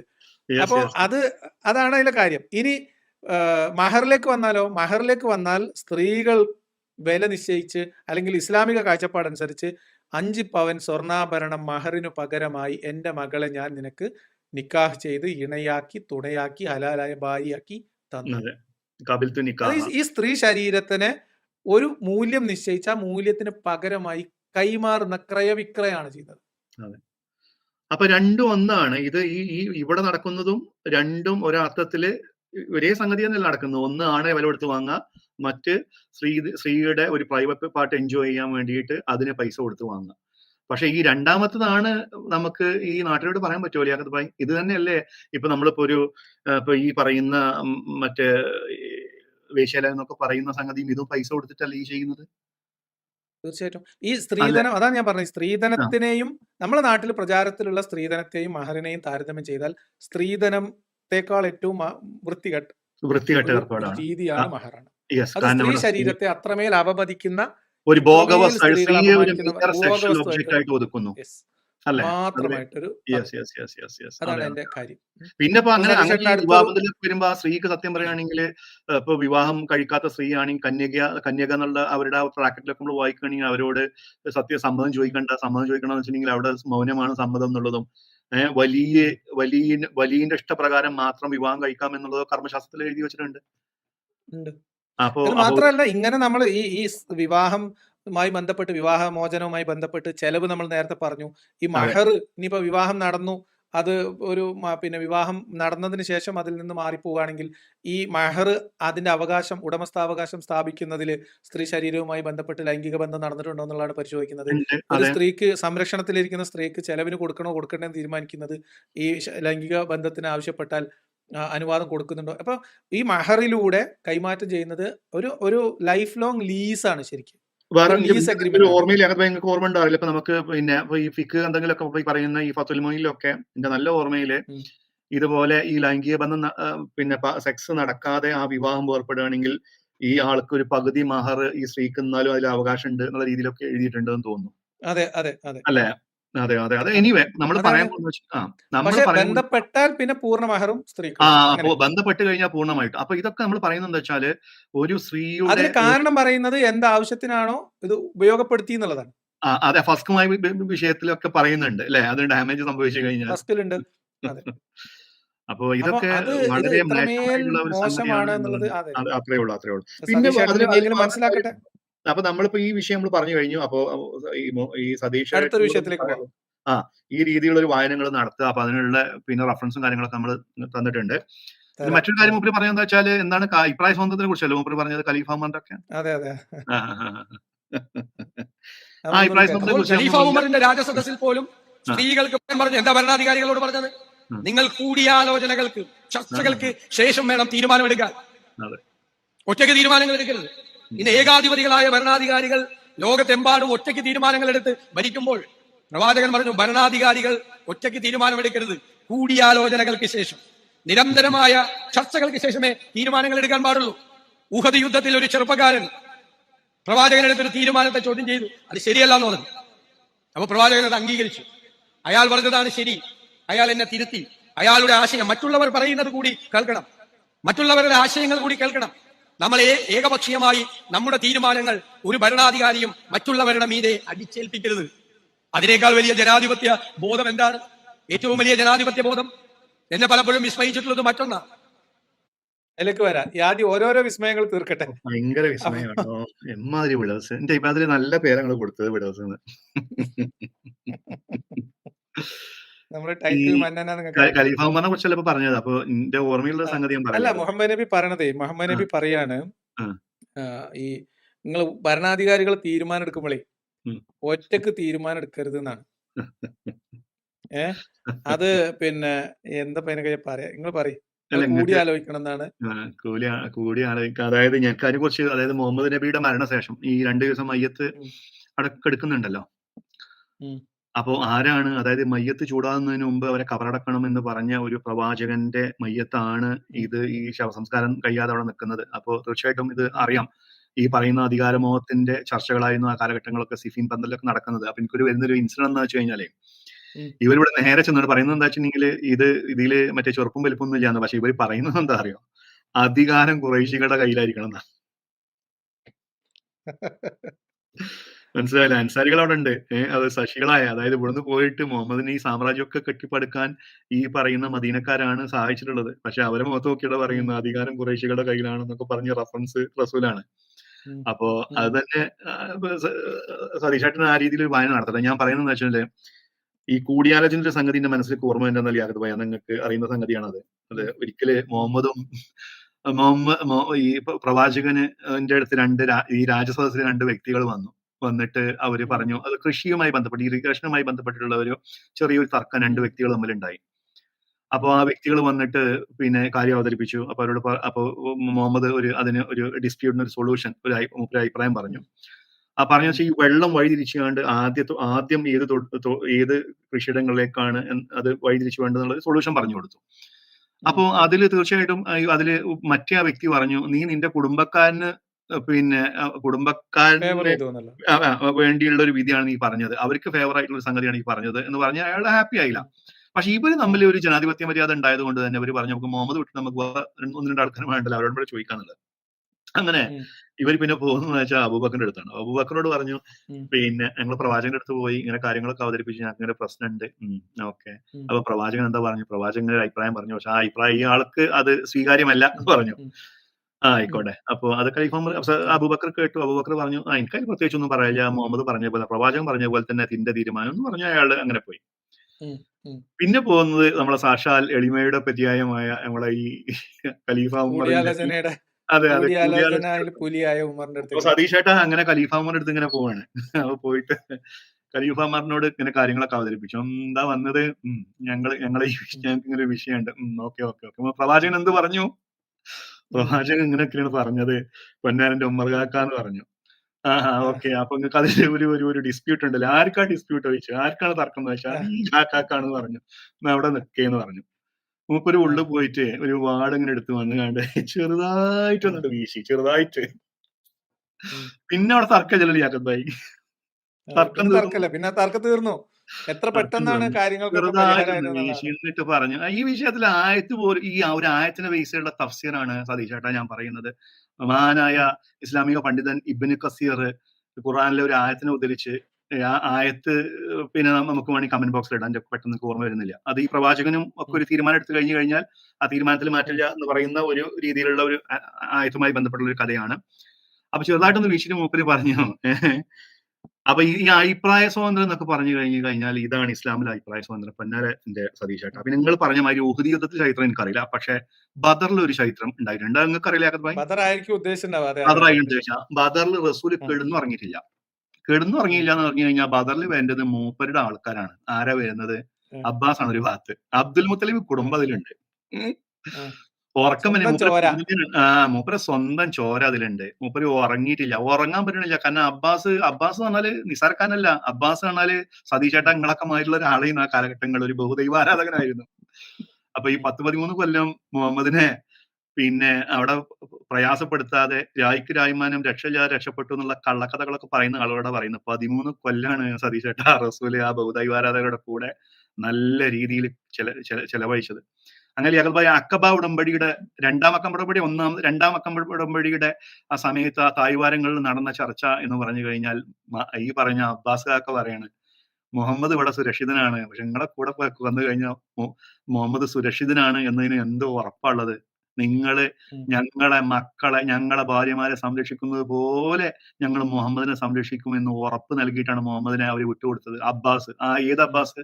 ഈ പറയുന്ന മക്ക മുശ്രിക്കായിരുന്ന ബഹുദൈവാരാധകനായിരുന്ന ഈ അബ്ബാസ് മുഹമ്മദിനെ വിട്ടുകൊടുക്കുന്നത്. അപ്പൊ ആ അബ്ബാസിനോട് തീർച്ചയായിട്ടും മുഹമ്മദിന് ഇഷ്ടം ഉണ്ടാവും. എന്നാ അബൂലഹബിന് ഇഷ്ടമല്ല. അബൂലഹബിനെ ആയത്ത് ഇറങ്ങി ചെയ്തു. ലിയാഖത്ത് ഭായി, അതായത് എല്ലാം ക്ഷമിക്കുന്നവനും സഹിക്കുന്നവനും മാനവയിൽ മഹോന്നതനൊക്കെ ആയിട്ടുള്ള ആള് മൂത്താപ്പ നീ നശിച്ചു പോട്ടെ എന്ന് പറഞ്ഞപ്പോ മൂപ്പര് ആയത്തിറങ്ങിയിട്ട് അയാളെ കാലാകാലം മൂപ്പര് ശപിച്ചു. അപ്പൊ മൂപ്പർക്ക് ഈ സാധാരണക്കാരൻ ഉണ്ടാകേണ്ട എല്ലാ വികാരങ്ങളും മൂപ്പർക്ക് ഉണ്ട്. അതിൽ കൂടുതലുണ്ട് എന്നാ പറയുന്നത്. നമ്മളെ ഇളാപ്പയെ മൂത്താപ്പയെ നമ്മളെ അമ്മമാരൊക്കെ നമ്മളോട് രാജ്യം നശിക്കട്ടെ നന്നാവൂല എന്നൊക്കെ നമ്മളോട് എത്ര പറഞ്ഞാൽ പോലും നമ്മള് ജീവിതകാലം മുഴുവൻ അവരെ പുരാകാൻ ആയത്തിറക്കോ? അല്ല നമ്മൾ എന്തെങ്കിലും പറയില്ല അത് ഭായി? അപ്പോ നേരത്തെ പറഞ്ഞതിൽ ഒരു ചെറിയ കാര്യം കൂടെ ആഡ് ചെയ്യാനുണ്ട്. അതായത് ഈ നമ്മൾ ഈ അഭിപ്രായ സ്വാതന്ത്ര്യം, കൂടിയാലോചന, ഒരു ഭരണാധികാരി തീരുമാനങ്ങൾ അടിച്ചേൽപ്പിക്കൂല എന്നൊക്കെ പറഞ്ഞല്ലോ. അപ്പൊ എനിക്ക് ഓർമ്മ വന്ന വേറെ ഒരു വളരെ പേഴ്സണൽ ആയിട്ടില്ല. അപ്പൊ മഹറും കൂടി കണക്ട് ചെയ്തിട്ട് ഞാൻ പറയാം. എല്ലാവർക്കും അറിയാവുന്ന സംഭവം, ഈ സൈനബിനെ കല്യാണം കഴിക്കാൻ വേണ്ടിയിട്ട് സെയ്ദിനോട് ആവശ്യപ്പെട്ടു. അപ്പൊ സെയ്ദിനും വലിയ താല്പര്യം ഉണ്ടായിരുന്നില്ല, സൈനബിനും ഫാമിലിക്കും തീരെ താല്പര്യം ഉണ്ടായില്ല. അപ്പൊ അങ്ങനെ ഇരുന്ന സമയത്ത് ആ താല്പര്യക്കുറവ് പരിഹരിക്കാൻ വേണ്ടി മുഹമ്മദിന്റെ അള്ള ഒരായത്തിറക്കി കൊടുത്തിരുന്നു. ആ ആയത്ത് ഞാനിപ്പോ സ്ക്രീനിൽ ഇടാം, ആൾക്കാർ കണ്ടോട്ടെ. അത് നല്ല അതെ. അപ്പൊ അതൊന്ന് നമ്മളൊന്ന് ആൾക്കാർ കണ്ടോട്ടെ. അപ്പൊ ഇതില് സെൻട്രൽ ഭാഗത്തുണ്ട് 33-36 36ാമത്തെ വചനമാണ്. അതില് ഇപ്പൊ സതീശേട്ടൻ പറഞ്ഞ ഈ അഭിപ്രായ സ്വാതന്ത്ര്യത്തിന്റെ മകുടോദാഹരണമായിട്ടുള്ള പ്രവാചകൻ പറയണേ, അള്ളാഹും അവന്റെ റസൂലും ഒരു കാര്യത്തിൽ തീരുമാനം എടുത്തു കഴിഞ്ഞാൽ സത്യവിശ്വാസിയായ ഒരു പുരുഷനാകട്ടെ സ്ത്രീക്കാകട്ടെ തങ്ങളുടെ കാര്യത്തെ സംബന്ധിച്ച് സ്വതന്ത്രമായ അഭിപ്രായം ഉണ്ടായിരിക്കാവുന്നതല്ല. എന്താണ് സ്വതന്ത്രമായ വേറൊരു അഭിപ്രായം ഉണ്ടാകാൻ പാടില്ല. അത് നടപ്പിലാക്കുകയോ ഇല്ലേ ചർച്ച ചെയ്യുക എന്നുള്ള പോലെയല്ല, അങ്ങനെ അഭിപ്രായം തന്നെ ഉണ്ടാകാൻ പാടില്ല. വല്ലവനും അള്ളാഹുവിനെയും ധിക്കരിക്കുന്ന പക്ഷം അവൻ വ്യക്തമായ നിലയിൽ വഴി പിഴച്ച് പോയി കഴിഞ്ഞിരിക്കുന്നു എന്നാണ് ഖുർആൻ പറഞ്ഞത്. ഒരു ശാപവാക്കുകൾ കൊണ്ട് മനുഷ്യരെ കീഴ്പ്പെടുത്താണ് ചെയ്യുന്നത്. ഇത് തന്നെ പ്രൈം എക്സാമ്പിൾ. ഇതിന്റെ രണ്ട് ഇതിനേക്കാൾ വലിയ എക്സാമ്പിൾ. അത് രസം എന്ന് വെച്ചാല് എന്റെ മഹർ തീരുമാനിക്കാന് എനിക്ക് നബി അനുവാദം തന്നിട്ടുണ്ട്, അത് ചോദിക്കാൻ ഇജ്ജ് ആരാന്ന് ഉമറിനോട് ചോദിക്കാൻ അധികാരം കൊടുത്തു എന്ന് പറഞ്ഞാൽ അതേ മുഹമ്മദ് ഒരു സ്ത്രീ തന്റെ ഭർത്താവായിട്ടിരിക്കുന്നത് ആരാണ് എന്നുള്ള കാര്യത്തിൽ എനിക്ക് ആളുമായിട്ടുള്ള വിവാഹ ബന്ധത്തിന് താല്പര്യമില്ല എന്ന് പറഞ്ഞപ്പോ ആയത്തിറക്കാണ്. പിന്നെ സത്യവിശ്വാസിയായിട്ടുള്ള ഒരു പുരുഷനും സ്ത്രീക്കും വേറെ സ്വാതന്ത്ര്യമായിട്ടുള്ള ഒരു അഭിപ്രായം പാടില്ല എന്ന് പറഞ്ഞാൽ പിന്നെ ഇവർക്ക് അനുസരിക്കല്ലാതെ വേറെ നിർവാഹമില്ലല്ലോ. ചോദ്യം രണ്ടാളും ചെയ്യാൻ സത്യവിശ്വാസികളാണ്. അതെ അതെ. പക്ഷെ ഇതിൽ രണ്ട് കാര്യം നിങ്ങൾ പറഞ്ഞോണ്ട് ഞാൻ പറയാണ്. ഇതിലുള്ള ഏറ്റവും ഇതിന്റെ ഒരു കോമഡി എന്താന്ന് വെച്ച് കഴിഞ്ഞാൽ അന്ന് ആ സ്ത്രീയെ വളരെ പ്രതിസന്ധിയിൽ അവന്റെ കുടുംബം മൊത്തം എതിർപ്പായിരുന്നു. കാരണം വെച്ചിട്ടുണ്ടെങ്കിൽ ഈ പറയുന്ന ഖുറൈശി കുടുംബങ്ങൾ എന്ന് പറഞ്ഞാൽ നമ്മുടെ ഇന്നത്തെ ഭാഷ പറയുകയാണെങ്കിൽ ഒരു വലിയ ജാതി ജന്തുക്കളാണ് അന്നത്തെ കാലത്ത് ഖുറൈശികൾ എന്ന് പറയുന്നത്. ഇപ്പൊ നമ്മളിപ്പോ ഈ പറയുന്ന ഈ ഹൈറാക്കി പോലെ തന്നെ നമ്മൾ കണക്കൂട്ടിയാൽ മതി. അപ്പോ ഇവര് ഈ പറയുന്ന സ്ത്രീ അന്ന് ആ കാലഘട്ടങ്ങളിൽ പറയുന്നുണ്ടാവും, ഞാൻ ഒരു ആട്ടിയായിട്ടുള്ള സ്ത്രീ ഒരു വലിയ കുടുംബമാണ് എന്നുള്ള രീതിയിൽ ആ മഹിമയൊക്കെ പറയുന്നുണ്ടല്ലോ. അപ്പൊ അവര് ഇത് വളർത്തുപുത്രനാണ്, ഇത് അടിമയാണ്, അപ്പൊ അതുകൊണ്ടാണ് ഇവര് പറയുന്നത് പറ്റില്ല എന്ന് പറയുന്നത്. പക്ഷെ വാശി പിടിച്ച അവിടെ അതേ കല്യാണം കഴിപ്പിച്ച ആ സ്ത്രീയെ ഇതേ മുഹമ്മദ് പോയിട്ട് പിന്നെ അവസാനം പിന്നെ ഈ വളർത്തുപുത്രന്റെ പിന്നെ ഭാര്യയെ പിന്നെ അതെ അതെ. അത് എന്ന് പറഞ്ഞു കഴിഞ്ഞാൽ അവസാനം അവിടെ ഉള്ള ഒരു സംവിധാനത്തെ മൊത്തം ഹൈജാക്ക് ചെയ്ത് ആയിട്ടാണ് പിന്നെ അത് അങ്ങനെ സംഭവിക്കുന്നത്. അതിന് വേണ്ടിയിട്ട് ദത്ത് വരെ നിരോധിച്ചു. അപ്പോ അറിവും സതീഷേട്ടന് ഉണ്ടാവോ? സതീഷേട്ടന് ഈ ആ ഖുറാന്റെ ആയത്തെ മാത്രല്ല ഇപ്പം സെയ്ദിനെ കൊണ്ട് ഈ സൈനബിനെ കല്യാണം കഴിപ്പിച്ചിട്ടില്ലായിരുന്നു. നേരിട്ട് മുഹമ്മദ് നബി സൈനബിനെ കല്യാണം കഴിക്കുകയാണെങ്കിൽ ദത്ത് സമ്പ്രദായത്തിനൊന്നും പരിക്കുപറ്റില്ലായിരുന്നു. പിന്നെ മറ്റേ സാലിമിനെ കൊണ്ട് മറ്റേ മുതുക്കൻ സാലിമിനെ കൊണ്ട് മുല ഒടിപ്പിക്കേണ്ട പ്രശ്നം എന്തൊക്കെ ഡിസാസ്റ്റർ മാനേജ് ചെയ്യുന്നു ആ കാലഘട്ടങ്ങളിൽ. ഇപ്പൊ ഈ പറയുന്ന നമ്മളിപ്പോ മുറപ്പെണ്ണ് നമ്മളിപ്പോ നാട്ടിൽ പോയി കഴിഞ്ഞാൽ അമ്മാവനെ മകൻ കല്യാണം കഴിക്കാന്ന് പറഞ്ഞു കഴിഞ്ഞാൽ ഇസ്ലാമില് ഈ പറയുന്ന കൂടി ചേർന്ന് എല്ലാരും ഇൻസെസ്റ്റ് എന്ന കുറ്റം പറയുന്ന ആൾക്കാർ ഈ ഫുള്ള് ഇത് ഫുള്ള് ഇതിന്റെ കണ്ടുപിടുത്തം നടത്തിയതിന്റെ വിഭാഗത്തിൽ ഈ പറഞ്ഞ ഈ മറ്റേ അബ്രാമിക് റിലീജിയനാണ്. ഇസ്ലാം അതിന്റെ ഒരു മൊത്തം. മാത്രമല്ല മുഹമ്മദ് നബി ഓൾറെഡി മറ്റേ ഉമ്മുഹാനിനെ കുറിച്ച് ചോദിച്ചിരുന്നല്ലോ. പ്രേമം ചെറുപ്പത്തിൽ ഉണ്ടായിരുന്നല്ലോ, അത് നമ്മള് മറച്ചു വെക്കേണ്ട കാര്യമൊന്നുമില്ല. അബൂ ത്വാലിബിന്റെ മകളെ. അതെ അതെ അതെ അതെ. അപ്പൊ അങ്ങനെയൊക്കെ പിന്നെ എന്താ പറയാ, അപ്പൊ ഇതിന്റെ അങ്ങനെ ഒരു വശം കൊണ്ടുണ്ട്. അപ്പൊ ഞാൻ ആ നേരത്തെ മറ്റേ ഇത് പറഞ്ഞത് ലിയാഖത്ത് ഭായി, അതായത് മൂപ്പര് പറയുന്നത് വെച്ചിട്ടുണ്ടെങ്കിൽ ഉഹുദ് യുദ്ധത്തിലാണ്. പക്ഷെ എന്റെ ഓർമ്മയിൽ ഉഹുദല്ല, ബദർ യുദ്ധത്തില്. അപ്പൊ ഈ അബ്ബാസ് ഒക്കെ വരുന്നുണ്ട്, അപ്പൊ കുടുംബക്കാരനാണ്. അപ്പൊ ഈ ആൾക്കാരോട് പറഞ്ഞു കൊടുക്കണം മുഹമ്മദ് ഇന്ന ആള് അബ്ദുൽ മുത്തലിബ് കുടുംബത്തിലെ അബ്ബാസ് ഇന്ന പേരിങ്ങനെ കൊടുത്തിട്ട് പിന്നെ അതേമാതിരി എന്റെ നല്ല ഓർമ്മയിൽ ഒരു ഗിഫാരിയാണ് ഒരു കുടുംബം. ഇവരോടൊക്കെ പറയണം, ഇവരെ കണ്ടു കഴിഞ്ഞാൽ ഒന്നും ചെയ്യണ്ടട്ടാണ്. അപ്പൊ ഒരുത്തം പറയാണ്, ഞങ്ങളെ വാപ്പാരെ എളാപ്പാനൊക്കെ ഞങ്ങള് തല വെട്ടിയിട്ട് നിങ്ങളെ കുടുംബക്കാരെ വെറുതെ വിടുകയെന്ന് ചോദിച്ചു. അങ്ങനെ ചോദിച്ചപ്പോ മുഹമ്മദ് പ്രതിസന്ധിയിലായി. ചോദ്യല്ലേ, നിങ്ങൾ എന്നോട് വന്നുകൊണ്ട് നേതാവായി കണ്ട് എന്നോട് പറയാണ് മറ്റോലൊക്കെ കാണുമ്പോ വീക്ഷിക്കോ, ഈ എന്റെ കുടുംബക്കാരൊന്നും ചെയ്യണ്ടെന്ന് പറയുമ്പോ അപ്പൊ മുഹമ്മദിന് കാര്യം തിരിഞ്ഞു എന്താന്നുള്ളത്. അപ്പോ അതാണ് ആ ഒരു എന്താ പറയാ അഭിപ്രായത്തില് സ്വീകരിച്ചു നമുക്ക് പറയുന്നത്. അതായിരിക്കാം. അതല്ലെങ്കിൽ വേറൊരു സ്ഥലത്ത് നമ്മൾ എവിടെയാണ് തമ്പടിക്കുന്നത്. അതിപ്പം ബദറിൽ തന്നെയാണെന്ന് എന്റെ ഓർമ്മ, അതും ബദറിലാന്ന് എന്റെ ഓർമ്മ. ബദറില് ഇങ്ങനെ തമ്പടിക്കാൻ വേണ്ടി തീരുമാനിച്ചു. അപ്പൊ തമ്പടിക്കാൻ വേണ്ടി തീരുമാനിച്ച സമയത്ത് മുഹമ്മദ് നബിന്റെ അടുത്ത് ഒരാൾ വന്ന് ചോദിച്ചു, അല്ല നബി, നിങ്ങളിപ്പോ ഇവിടെ തമ്പടിക്കാൻ വേണ്ടി തീരുമാനിക്കുന്നത്, ഇവിടെ ക്യാമ്പ് ചെയ്യാൻ തീരുമാനിക്കുന്നത് അള്ളാഹു പറഞ്ഞതിന്റെ അടിസ്ഥാനത്തിലാണോ അതോ നിങ്ങൾ തീരുമാനിക്കുകയാണോ എന്ന് ചോദിച്ചു. അല്ല, അത് ഞാൻ എന്റെ തീരുമാനമാണ് എന്ന് പറഞ്ഞു. അപ്പൊ ഇയാൾ പറഞ്ഞു, അങ്ങനെയല്ല, അങ്ങനെയാണെങ്കിൽ ഇവിടെ അല്ല, കുറച്ചുകൂടി അപ്പുറത്ത് വേറെ സ്ഥലമുണ്ട്, അവിടെ ഇന്ന അഡ്വാൻറ്റേജസ് ഉണ്ട്, നമുക്ക് അങ്ങോട്ട് മൂവ് ചെയ്യാം, അതായിരിക്കും കുറച്ചുകൂടി നല്ലതെന്നൊരു അഭിപ്രായം പറയുകയും മുഹമ്മദ് നബി അത് സ്വീകരിക്കുകയും ചെയ്തതായിട്ട് വേറെ സംഭവം ഉണ്ട്. ഇതിലേതാണ് സതീഷേട്ട ഉദ്ദേശിച്ചിട്ടുണ്ടാവും. മിക്കവാറും ഞാൻ ഈ പറഞ്ഞ സാധനമായിരിക്കാനാണ് സാധ്യത. മറ്റേ കോംപ്ലിക്കേറ്റഡ് പക്ഷെ കല്യാണം കഴിക്കാൻ സമ്മതമല്ല എന്നൊക്കെ ഒരു പെണ്ണ് പറഞ്ഞാൽ അപ്പായത്തിറക്കും. അതെ അതെ അതെ അതെ. പിന്നെ മുഹമ്മദ് സ്വീകരിച്ചുള്ള പല കാര്യങ്ങളും എന്താ വെച്ചാൽ കയ്യൂക്കുള്ളതും കാര്യക്കാരെന്ന് പറഞ്ഞാൽ ഉമ്മറൊക്കെ പറഞ്ഞു കഴിഞ്ഞാൽ മുഹമ്മദ് അപ്പായത്തിറക്കും. ഉമ്മർ പറഞ്ഞാൽ അല്ല വരെ ആയത്തിറക്കും. കാരണം എന്താ വെച്ചിട്ടുണ്ടെങ്കിൽ അല്ലാതെ പിന്നെ രക്ഷയില്ല എന്നുള്ളതാണ് അതില് ആ കാര്യത്തിലൊക്കെ. ഉമ്മറിനെ പണക്കിയിട്ട് മുന്നോട്ട് പോകാൻ പറ്റൂല എന്നുള്ളതാണ്. ഉമ്മറിനെ പണക്കിയിട്ട് മുന്നോട്ട് പോകാൻ പറ്റില്ല എന്നുള്ളത് മുഹമ്മദിന് അറിയാം. അപ്പൊ പിന്നെ മൂപ്പര് ഇങ്ങനെ അബൂബക്കർ ഉമ്മറൊക്കെ പോയിക്കാണ്ട് സ്വകാര്യത്തില് കരഞ്ഞിട്ട് പിന്നെ അതിന്റെ ഒരു ആയത്തിറക്കും. മോചനദ്രവ്യം വാങ്ങാനാണ് ഇപ്പത്തെ തീരുമാനം. പക്ഷെ ഈ പറഞ്ഞ മയത്തിനാണ് സംഭവിക്കേണ്ടിയിരുന്നത് പറഞ്ഞിട്ട് ഈ ബദറിലെ ആൾക്കാരെ കൂട്ടിയപ്പോഴേ ഓരോ വെട്ടിക്കൊല്ലണമെന്ന് ഉമ്മർ പറഞ്ഞല്ലോ. പക്ഷെ അത് മുഹമ്മദിന് സ്വീകാര്യമില്ല, അബൂബക്കറിന് സ്വീകാര്യം. കാരണം സ്വന്തം കുടുംബക്കാരല്ലേ. ഉമ്മറിന് ഒന്നും പ്രശ്നമില്ല, നമ്മളെ ഉപദ്രവിച്ച പ്രശ്നമില്ല. അപ്പൊ പിന്നെ ഒരു നാടകമൊക്കെ നമ്മള് കളിച്ചിട്ട് ഒന്ന് കരഞ്ഞിട്ട് ആയത്തൊക്കെ ഇറക്കും, അതിലൊന്നും പ്രശ്നമില്ല. അല്ല, ആ രസം ആ ഉമ്മറാണ് ഏറ്റവും നീതിമാനും ഏറ്റവും സഹിഷ്ണുതയുള്ള ഒരാളുമായിട്ട് സതീശേട്ടനെ ആരോ പറഞ്ഞു പറ്റിച്ചെന്നുള്ളതാണ്. അപ്പൊ എന്തായാലും നമുക്ക് കുറച്ചുകൂടി കേൾക്കാം. ജോലിയെ കുറിച്ച്, ജോലി ചെയ്യുന്നവനോടുള്ള ബഹുമാനമാണ്, അധ്വാനിച്ച് അന്നം കഴിക്കുന്നവനോടുള്ള ബഹുമാനം. അവന് ജോലി കൊടുക്കുന്നവർ അമിതമായ ജോലി കൊടുക്കരുത്. നിശ്ചിതമായ സമയത്ത് മാത്രമേ അവന് ജോലി ചെയ്യാൻ പാടുള്ളൂ, ജോലി ചെയ്യിക്കാൻ പാടുള്ളൂ. അവന്റെ ആരോഗ്യത്തിന് പറ്റിയ ജോലികൾ മാത്രമേ കൊടുക്കാൻ പാടുള്ളൂ. അതിൽ കൂടുതൽ ജോലികൾ കൊടുക്കരുത്. ഇനിയാണ് പറയുന്നത്, അവന്റെ വിയർപ്പാറുന്നതിന് മുമ്പ്, ജോലി ചെയ്യുന്നവന്റെ വിയർപ്പാറുന്നതിന് മുമ്പ് അവന്റെ പ്രതിഫലം കൊടുക്കണമെന്ന. എത്ര നൂറ്റാണ്ടുകൾക്ക് ശേഷമാണ് ഓരോ രാജ്യങ്ങളിൽ ലേബർ ലോ ഉണ്ടായത്, തൊഴിൽ നിയമങ്ങൾ ഉണ്ടായത്? എത്ര നൂറ്റാണ്ടുകൾക്ക് ശേഷമാണ്? ഇതിനേക്കാൾ വലിയൊരു തൊഴിൽ നിയമം മാറേണ്ടോ? ഇതിനേക്കാൾ വലിയൊരു തൊഴിൽ നിയമം? കൂടുതൽ ജോലി അടിച്ചേൽപ്പിക്കരുത്, കൂടുതൽ ഭാരം അടിച്ചേൽപ്പിക്കരുത്, വേർപാടുന്നതിന് മുമ്പ് പ്രതിഫലം കൊടുക്കണം എന്ന് പറയുന്ന ഒരു തൊഴിൽ നിയമം, ഇതിനേക്കാൾ വലിയ തൊഴിൽ നിയമം ലോകത്ത് എവിടെയാണുള്ളത്? എവിടെയാണുള്ളത്?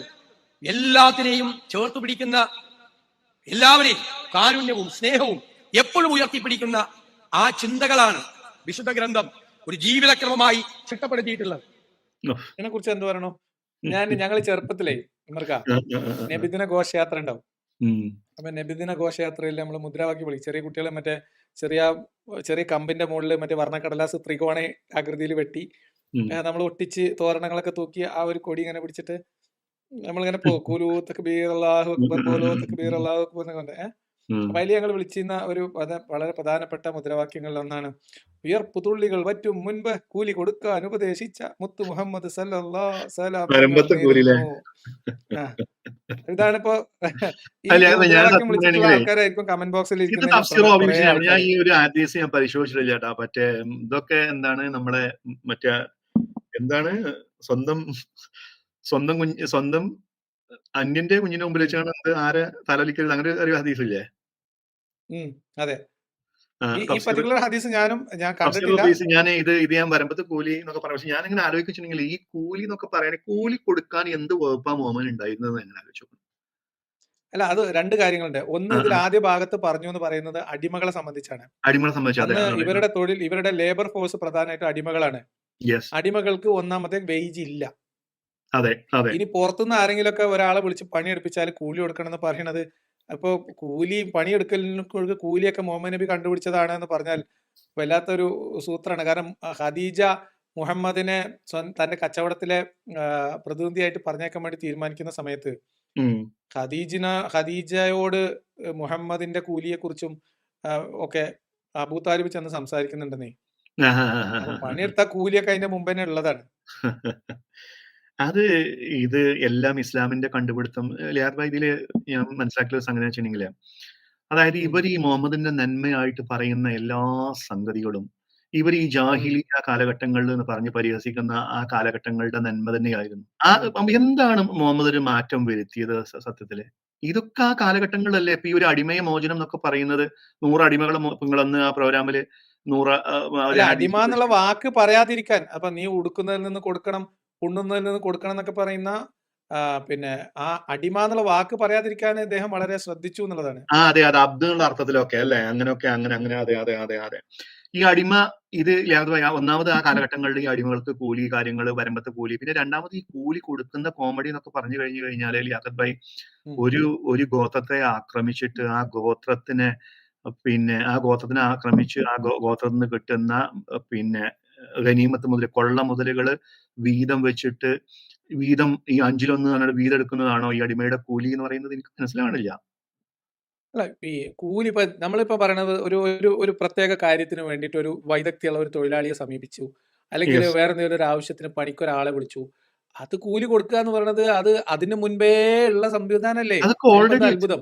സംഗതി തന്നെയാണ്, അല്ല മുഹമ്മദ് കണ്ടുപിടിച്ചതൊന്നുമല്ല. പിന്നെ വേർപ്പ് ഉണങ്ങുന്നതിന് മുമ്പ് കൊടുക്കുക എന്ന് പറഞ്ഞാൽ ഇമ്മീഡിയറ്റ് ആയിട്ട് കൊടുക്കാൻ പറ്റാ. വൈകുന്നേരം ആരെങ്കിലും ഒരാള് പരാതിയായിട്ട് ചെന്നിട്ടുണ്ടാവും, ഇന്ന ആള് പണിക്ക് വിളിച്ചു, പൈസ തന്നില്ല, അപ്പൊ പറഞ്ഞ പൈസ പറഞ്ഞ സമയത്ത് കൊടുക്കണം എന്ന് പറഞ്ഞിട്ടുണ്ടാവും. അതിപ്പോ എന്താ ഒരു നേതാവ് ചെയ്യേണ്ട പണിയല്ലേ? അതിലിപ്പോ എന്താ അത്ഭുതം? പറഞ്ഞിടത്തൊന്നും പണിയെടുത്താൽ കൂലി കൊടുക്കണം എന്ന് ആദ്യമായിട്ട് പറഞ്ഞ ഒരാളാണ് മുഹമ്മദ് നബി. ഭരണാധികാരിയോട് പറഞ്ഞു കഴിഞ്ഞാലും ഇങ്ങനെ ഹദീസ് ഉണ്ട്. അപ്പൊ ഞാൻ ഹദീസ് നമ്പർ ഞാൻ നോക്കിയെടുത്തു. അത് 2443. അതെ 2344 സഹിഹായ ഹദീസ്. അത്ഭുതിക്കാനുള്ളതൊക്കെ എന്താണെന്നുള്ളതാണ്. വിജയൻ തഫ്സീറാണെന്ന്. ഇതിപ്പോ എന്താ വെച്ചിട്ടുണ്ടെങ്കിൽ ഈ കണ്ടമാനം ഇങ്ങനെ തള്ളി വീഴുന്നോണ്ട് നമുക്ക് ഏതാണ് ഒറിജിനൽ ഏതാണ് പറയാൻ പറ്റാത്തൊരു അവസ്ഥയിൽ വന്നു. ഇനി അടുത്തൊരു തള്ളിലേക്ക് പോകാം. അത് എപ്പോഴും എല്ലാവരുടെയും മനസ്സിൽ നിറഞ്ഞു നിൽക്കുന്ന ജീവിതം എങ്ങനെയാകണം എന്ന് ദിശ ചൂണ്ടിക്കാട്ടി തരുന്ന ഒന്നാണ്. അതിൽ നിന്ന് വ്യത്യസ്തമായി ചരിക്കാൻ പാടില്ല, അത് തെറ്റാണ് എന്ന അനാഥരെ, അഭയമില്ലാത്തവരെ, അബലകളെ, വൃദ്ധരെ, വിധവകളെ, ഭിന്നശേഷിക്കാരെ, അവരെ എല്ലാം സംരക്ഷിക്കണമെന്നാണ്. അനാഥരെ സംരക്ഷിക്കുന്നവർ സ്വർഗത്തിൽ അനാഥ സംരക്ഷകരും ഞാനും തമ്മിൽ 2 വിരലിന്റെ അകലം മാത്രമേ ഉണ്ടാവുള്ളൂ എന്ന് പറഞ്ഞു. അതായത് എന്റെ തൊട്ടടുത്തുണ്ടാവും. അനാഥരെ സംരക്ഷിക്കുന്ന നല്ല മനുഷ്യർ സ്വർഗത്തിൽ എന്റെ തൊട്ടടുത്തുണ്ടാവും. ഞാനും അവരും തമ്മിൽ 2 വിരലിന്റെ വ്യത്യാസം മാത്രമേ ഉള്ളൂ എന്ന് പറഞ്ഞാൽ നിങ്ങൾ എന്താണ് ജീവിതത്തിൽ ചെയ്യേണ്ടത് എന്നതിന്റെ കൃത്യമായ സൂചനകളാണ്. ഇവിടെ ഞാൻ പറയണത്, നബി പറഞ്ഞതിന് പുല്ല് വില ഉണ്ടെങ്കിൽ നബിന്റെ ഒരു ഭാഗത്ത് അബ്ദുൽ മുത്തലിബും ഒരു ഭാഗത്ത് അബൂ താലിബും ഉണ്ടാവും. അനാഥകളെ സംരക്ഷിക്കുന്നവൻ സ്വർഗത്തിൽ ദിങ്ങനെ ഇരിക്കും എന്റെ കൂടെ എന്ന് പറഞ്ഞാൽ, മുഹമ്മദ് നബി അനാഥനായ മുഹമ്മദിനെ മക്കക്കാരായിട്ടുള്ള മുശ്രിക്കുകളുടെ ഖുറൈശി ഗോത്രത്തിന്റെ അനാഥ സംരക്ഷണം എന്ന പുണ്യപ്രവൃത്തിയുടെ ഗുണഭോക്താവായിട്ട് മാത്രം ജീവിച്ചു വന്ന ആളാണ് മുഹമ്മദ് നബി. 100%. എത്രത്തോളം എന്ന് വെച്ചാൽ മുഹമ്മദിന്റെ അനാഥത്വത്തിൽ മുഹമ്മദിന് മക്കളെ പോലെ പരിഗണിച്ച് വളർത്തിയ ആദ്യം വല്യപ്പയും പിന്നെ മൂത്താപ്പയും, അതെ, അവരുടെ സംരക്ഷണയിലാണ് മുഹമ്മദ് നബി വളരുന്നത്. അപ്പൊ അനാഥനെ സംരക്ഷിക്കണം എന്ന് മുഹമ്മദ് നബി പഠിപ്പിച്ചു. സ്വാഭാവികമായിട്ടും അനാഥയായി വളർന്ന ഒരാൾക്ക് അനാഥ സംരക്ഷണം എന്ന് പറയുന്നതിനോട് വലിയ ഒരു കമ്മിറ്റ്മെന്റ് ഉണ്ടാവും. തീർച്ചയായിട്ടും. കാരണം മൂപ്പര് ആ ഒരു ഇതില് ആ വളർന്നു ഒരു വന്നു അവസ്ഥയിൽ തന്നെ. ജീവിച്ചു വന്ന ആളാണ്. പക്ഷെ അത് തീർച്ചയായിട്ടും. മുഹമ്മദ് നബി ജീവിച്ചു വരുന്നവരെ, മുഹമ്മദ് നബി ഇസ്ലാം പഠിപ്പിച്ചു കൊടുക്കുന്നവരെ അനാഥ കുട്ടികളൊക്കെ ആട്ടി ഓടിക്കുന്ന ഒരു സമൂഹമായിരുന്നു അവർ എന്ന് വരുത്തി തീർക്കണ്ട. മുഹമ്മദ് നബി അവരുടെ അനാഥ സംരക്ഷണം എന്ന മികവിൽ മാത്രം ജീവിച്ച ആളാണ് മുഹമ്മദ് നബി. അതുകൊണ്ട് മുഹമ്മദ് നബി വാക്ക് പാലിക്കുന്ന ആളാണെങ്കിൽ ഒരു ഭാഗത്ത് അബ്ദുൽ മുത്തലിബും ഒരു ഭാഗത്ത് അബൂ താലിബും സ്വർഗത്തിൽ ഉണ്ടായിരിക്കണം. സ്വർഗത്തില് കാല് മുഹമ്മദ് മാത്രമേ എന്ന ഉള്ളൂ, ബാക്കി അനാഥനെ, നരകത്തിലല്ലേ? അതെ, അബ്ദുൽ മുഹമ്മദിന്റെ സ്വന്തം ബാപ്പ വരെ നരകത്തില് ആണ് എന്ന് പറഞ്ഞു അല്ല, വാപ്പ വെച്ച്. പോട്ടെ, ഇനിയിപ്പോ വാപ്പ പോട്ടെ, ഞാൻ പറഞ്ഞത് അനാഥനെ സംരക്ഷിച്ചവര് സ്വർഗത്തിൽ ഇങ്ങനെ ആയിരിക്കും എന്ന് പറഞ്ഞാൽ, മുഹമ്മദിനെ അനാഥയായിരിക്കെ എത്രത്തോളം എന്ന് വെച്ചാൽ അവരുടെ അനാഥ സംരക്ഷണം എത്രത്തോളം. മുഹമ്മദ് നബി 25 വയസ്സും കഴിഞ്ഞ് 40 വയസ്സായിട്ട് നുബുവത്തും കിട്ടി ഖദീജനും കെട്ടിച്ചു കൊടുത്തതിന് ശേഷം പിന്നെയും ഇവരുടെ സംരക്ഷണയിലാണ് അവിടെ അതെ, ജീവിക്കുന്നത്. അതെ, yes, എപ്പോ yes, yes, yes. ഇവരുടെ വീട്ടിൽ താമസിച്ച് ഇവരുടെ ആരാധനാമൂർത്തികളെ ചീത്ത വിളിച്ചും തെറി വിളിച്ചും ഇവരുടെ ആരാധനയും സംസ്കാരത്തെയും ചോദ്യം ചെയ്തും അവഹേളിച്ചും അപമാനിച്ചും അപ്പോഴൊക്കെ മുഹമ്മദിനെ സംരക്ഷിച്ച ആളാണ് അബൂ താലിബ്. അതുകൊണ്ട് ഇനിയിപ്പം അബൂ താലിബ് എന്തായാലും മുഹമ്മദ് നബിന്റെ അടുത്തോ വലത്തോ ഉണ്ടാവണം എന്നാണ് ഈ വാക്കിന് വ്യവസ്ഥ ഉണ്ടെങ്കിൽ എനിക്ക് പറയാനുള്ളത്. അതെങ്ങനെ അവര് കാഫീറ്റിങ്ങളല്ലേ, ഓർക്ക് എങ്ങനെയെങ്കിലും സ്വർഗത്ത് കിട്ടുമോ? നമ്മള് വിശ്വാസി ആയിരുന്ന ഒരാളല്ലേ, അങ്ങനെയൊക്കെ നിങ്ങൾക്ക് പറയാൻ തന്നെ വേണ്ടല്ലേ അകതുമായി. എന്നാ പിന്നെ അത് പറയും, അനാഥനെ സംരക്ഷിച്ച മുസ്ലിം സ്വർഗത്തിലായിരിക്കും എന്ന് പറയും. അങ്ങനെ വെളിവാക്കി പറയും. ആ സതീഷേട്ടന് എന്തെങ്കിലും ഒരു ഐഡിയ ഇല്ലാതെ എന്തെങ്കിലുമൊക്കെ പറയട്ടെ. മൂപ്പർക്ക് ഇങ്ങനെ ആരെങ്കിലും എന്തെങ്കിലുമൊക്കെ പറഞ്ഞതൊക്കെ മൂപ്പര് അതുപോലെ ഇനി ഇങ്ങനെ അനാഥ സംരക്ഷണത്തിന്റെ കഥ നിങ്ങൾക്ക് അറിയോ? ദത്തെടുക്കൽ നിരോധിച്ചിട്ടാണ് പെണ്ണെട്ടാൻ വേണ്ടി അതായത് ഞാൻ പറയാൻ കൂടുന്നത്, നിങ്ങൾ അനാഥ സംരക്ഷണം നടത്തണം എന്ന് പറഞ്ഞാൽ അതിലും വലിയ തമാശ പറഞ്ഞാ. ദത്ത് എന്ന ഒരു സംവിധാനത്തിനെ അവിടെ ഉണ്ടായിരുന്ന ഒരു നല്ലൊരു വ്യവസ്ഥനെ അരുമാറാക്കിയ ഒരാളാണ് അനാഥ സംരക്ഷണത്തിനൊക്കെ പറ്റി പറയുന്നത് എന്ന് എന്ത് വിരോധാഭാസമാണ്. പിന്നെ അത് മാത്രല്ല, അനാഥകളെ ഉണ്ടാക്കിയെടുക്കലല്ലേ അകതുമായി. ഓരോ യുദ്ധത്തിന് പോയിട്ട് മനുഷ്യന്മാര് എത്ര അനാഥകളെയാണ് മൂപ്പര് ഈ അനാഥകൾക്ക്. പക്ഷെ അങ്ങനെ പറയരുത് കേട്ടോ, അങ്ങനെ അനാഥകൾ എന്ന് പറയാൻ പറ്റില്ല അതില്. കാരണം വെച്ചാൽ അവരൊന്നും അനാഥരാക്കാൻ പറ്റില്ല, അവരൊക്കെ അടിമകളാക്കിയല്ലോ. അടിമകൾ അനാഥരാണല്ലോ, മുതലാളിമാരുണ്ടല്ലോ. അതെ അതെ, കാരണം അടിമകളും പിന്നെ ഒരു ഉടമസ്ഥവരുണ്ടായി. ഇനിയിപ്പോ അടിമത്തത്തെ ന്യായീകരിക്കുന്നവർക്ക് വേണമെങ്കിൽ ഇങ്ങനെ പറയാട്ടോ, അതായത് യുദ്ധത്തിലൊക്കെ അടിമകളെ മീൻസ് അനാഥരായി പോകുന്ന കുട്ടികളെ സംരക്ഷിക്കാൻ വേണ്ടി ഓരോരോ കുടുംബത്തിനെ ഏൽപ്പിച്ചു കൊടുത്തതാണ് എന്ന് വേണമെങ്കിൽ പറയാം. ഞാൻ അങ്ങനെ ആലോചിക്കണ വെച്ചിട്ടുണ്ടെങ്കിൽ ആ ഉക്കുബയാണോ ആ ഒരു മനുഷ്യനുണ്ടല്ലോ, അയാൾ അവസാനം അഭിമുഖമായി തന്നെ പറയുന്നുണ്ട് ബദറിലെ പിടിച്ചോണ്ടായിട്ട് ചോദിക്കണേ എന്റെ കുട്ടികൾക്ക് ആരാളുള്ളത് ചോദിക്കുന്നത്. കുട്ടികൾക്ക് ആരാളുള്ളത് സതീഷ് ചേട്ടാ, യുദ്ധത്തിൽ പിടിച്ചു കൊടുത്തിട്ടേ മുഹമ്മദ് നബി പറയാണ് നരകമാണുള്ളത്, നരകമാണ് അവർക്കുള്ളത് എന്നാ പറഞ്ഞത് സതീഷ് ചേട്ടാ. അനാഥ സംരക്ഷണം. അപ്പൊ അത് അടുത്തത് അതാണ് അനാഥ കേട്ട് പോവാ, നമുക്കൊരു വിഡൽസ് ഇങ്ങനെ കേട്ട് പോവാ. അതെ അതെ അതെ അതെ അതെ. ഇതെന്താ അറിയാം, ഭക്ഷണം കൊടുക്കണം. ഈ വിഡൽസ് ആണല്ലേ. അപ്പൊ നമ്മൾ ഈ ഒരു ആദ്യ കാലഘട്ടങ്ങളിലൊക്കെ അപ്പോ ഈ ഖലീഫ ഉമറിന്റെ ഒക്കെ ഒരു കഥകളൊക്കെ പറയുന്ന മദീനയിലേക്കുള്ള പാതൊക്കെ കോഴിക്കോട് മറ്റേ ആ മൈതാനത്ത് എന്റെ നാട്ടുകാരൻ കൂടി ഉള്ള അബ്ദുസമദ് സമാനി പ്രസംഗിക്കുമ്പോഴേ, അതായത് യൂഫ്രട്ടീസ് നദീതീരത്ത് ഒരു ആട്ടിന്റെ കുട്ടി ചത്ത് കിടന്നാൽ പോലും ഞാൻ അതിന് സമാധാനം പറയണം എന്നൊക്കെ പറഞ്ഞുകൊണ്ട് ആ ഒരു കേട്ട് നമ്മൾ രോമം ഇങ്ങനെ എടുത്ത് പിടിക്കും. അത് ഇങ്ങനെ പറയുന്നത് കേട്ട് കഴിഞ്ഞു കഴിഞ്ഞാൽ അതേമാതിരി ഇയാളൊരു ദൈവ പ്രവർത്തകനൊക്കെ മൂപ്പരെ താഴത്ത് ഇങ്ങനെ നിക്കണം. ആ രീതിയിലാണ് ഇപ്പൊ നമ്മൾ ഈ സതീഷേട്ടൻ ഈ കാര്യങ്ങളൊക്കെ അവതരിപ്പിക്കുന്നത്. അതെ അതെ ഇന്ന് ഞാൻ പറയട്ടെ, ഇസ്ലാമിൽ ഇത്ര മാറ്റം ഉണ്ട്, എന്താണ് മൂപ്പര് മതം മാറാത്തത്? ഞാനാണ് ചിന്തിക്കുന്നത്. അങ്ങനെ ചോദിക്കാൻ പാടില്ല എന്നാണ് അത്. പൊളിറ്റിക്കലി ഇൻകറക്റ്റ് ആണെന്നാണ് എന്നോട് പണ്ട് മറ്റേ ആ സ്വാമി എന്ത് ആ, സ്വാമി ശരിയാ. അല്ല, ഞാൻ മറ്റേ പറഞ്ഞു മൂപ്പര് വിശ്വാസിയാണെങ്കിലേ അങ്ങനെ പൊളിറ്റിക്കൽ കറക്റ്റ് ആണ് അല്ലേ? അതെ അതെ അതെ അതെ. എന്തായാലും ഞാൻ പറയാം, ഇത്രയൊക്കെ അപ്പൊ മാറ്റങ്ങൾ അങ്ങനെയൊക്കെയാണ്. നമുക്ക് ബാക്കി കൂടി കേൾക്കാം. ആ, ആയിക്കോട്ടെ. വിശപ്പുള്ളവന് ഭക്ഷണം കൊടുക്കണം, ഉം. വീടില്ലാത്തവന് വീട് കൊടുക്കണം, ഓ, സഹായം ആവശ്യമുള്ളവന് സഹായം കൊടുക്കണം. അത് അവന്റെ അവകാശമാണ്, നമ്മൾ കൊടുക്കുന്ന ഔദാര്യമല്ല എന്നാണ് പറയുന്നത്. അതെ. ശാസ്ത്രീയമായ കാര്യങ്ങൾ പോലും മുൻകൂട്ടി പറഞ്ഞിട്ടുണ്ട്. പടച്ചോനെ എന്റെ മനുഷ്യരെ. ശാസ്ത്രീയമായതൊക്കെ ഞാൻ ഉം. അതിൽ ഏറ്റവും പ്രധാനപ്പെട്ട ശാസ്ത്രം എന്താ അറിയാം? എന്താണ്? സതീശയുടെ ഭൂമിനെ അത് എങ്ങനെ ഉരുട്ടുണ്ട് കണ്ടോളി. അല്ല, ഈ ഭൂമി പരന്നതാണ് എന്ന് പരക്കെ വിശ്വസിച്ചിരുന്ന കാലത്ത് പോലും ഇത് സൂര്യന് ചുറ്റും ഒരു ഓർബിറ്റിൽ സഞ്ചരിക്കുന്ന ഗോളമാണ് എന്ന് പ്രവാചകൻ പറഞ്ഞിട്ടുണ്ട്. സയൻസ് ഒക്കെ പിന്നീടാണ് അത് പ്രൂവ് ചെയ്ത് തെളിയിച്ചത്. സയൻസ് അല്ല പിന്നീട് തെളിയിച്ച കാര്യങ്ങൾ നേരത്തെ മുൻകൂട്ടി പറഞ്ഞിട്ടുണ്ട്. അതുകൊണ്ടാണ് ഞാൻ പലപ്പോഴും പറയുന്നത് അത് കാലത്തിന്റെ മുമ്പേ നടന്ന കാര്യങ്ങളാണ്. അതെ. ഓ, മറ്റേ എന്താണ് ലഷംസു തജീരി മുസ്കരി ആ ആയത്താണ് മൂപ്പര് കോട്ട് വലിയ ചെയ്യുന്നത്. മുസ്തഖരില്ലാഹ ദാലിക തഖ്ദീർ. അതെ, അതെ. സൂര്യൻ സഞ്ചരിക്കുന്നു, സൂര്യൻ ഭൂമിക്ക് ചുറ്റും സഞ്ചരിക്കുന്നു എന്ന് ഭൂമിയുടെ പിന്നെ സൂര്യൻ അള്ളാഹുവിന്റെ അർഷിന്റെ അവിടെ പോയി അസ്തമിക്കുകയാണെന്നും അള്ളാഹുവിന്റെ അർഷിന്റെ താഴെ ചെളിക്കുണ്ടില് റെസ്റ്റ് എടുക്കണം, ചെളിക്കുണ്ട് എന്ന് മറ്റേ ദുൽഖർനൈന് പറഞ്ഞതാണെന്ന് അറിയും, റെസ്റ്റ് എടുക്കുകയാണെന്നും അതേപോലെ അതിനുശേഷം അള്ളാഹുവിന്റെ പെർമിഷനോട് കൂടിയാണ് കിഴക്ക് വശത്ത് വീണ്ടും എന്താ പറയാ പഠിപ്പിച്ച ഗ്രന്ഥത്തിനെ രാപ്പകലുകൾ അങ്ങനെ മാറി മാറി വരുന്നതിൽ ദൃഷ്ടാന്തം ഉണ്ടെന്ന് പറയുമ്പോഴേ എങ്ങനെ ആലോചിക്കണം, ഈ സ്കാൻഡിനേവിയൻ രാജ്യങ്ങളിലൊക്കെ ജീവിക്കുന്ന ആൾക്കാരെ ഇതിപ്പോ എന്താ രാത്രിയാന്ന് കണ്ട് ഇങ്ങനെ 6 മാസം കാത്തിരിക്കേണ്ട ഗതികളൊന്നും ആലോചിച്ചു. ഈ സ്റ്റേജിൽ ഇപ്പൊ ജിജേഷ് ഒരു കാര്യം പറഞ്ഞു. ഉമ്മർഖാന്റെ ചോദ്യം എനിക്കുണ്ട്. സതീഷ് ഏട്ടൻ പിന്നെ സതീഷിക്ക് ആയിട്ടില്ലെങ്കിൽ നരകത്തിന്റെ ഏറ്റവും ചൂടുള്ള നരകത്തിൽ ഇപ്പം സതീഷ് ഏട്ടന് എന്തായിരിക്കും? നല്ല അനാഥകളെ സംരക്ഷിച്ചു, വരമ്പത്തന്നെ ഉയർപ്പൂ തുള്ളി ഉണങ്ങുന്നതിന് മുമ്പ് കൂലിയും കൊടുത്തു. സതീഷ് ഏട്ടൻ ഒരു 10 അനാഥ കുട്ടികളെ സംരക്ഷിച്ചു എന്ന് വിചാരിക്കാം. അപ്പൊ മുഹമ്മദ് നബി സതീഷ് ഏട്ടൻ എങ്ങനെ ഇരിക്കും? ഞാൻ സത്യം പറയണ ആ സങ്കടം പൊളിറ്റിക്കൽ ഇൻകറക്ട്നെസ് പറഞ്ഞോടെ അവിടെ നിർത്തി. കാരണം എന്താ വെച്ചാൽ എനിക്ക് സങ്കടം തരാം. എന്താ വെച്ചാൽ ഇത്രയും മാത്രമാണ് ഈ മതം എന്നൊക്കെ മനസ്സിലാക്കിയിട്ട് ഇതിൽ ചേരാത്ത സതീഷ് ചേട്ടന് അതിന്റെ അടിത്തട്ടിലാണ്.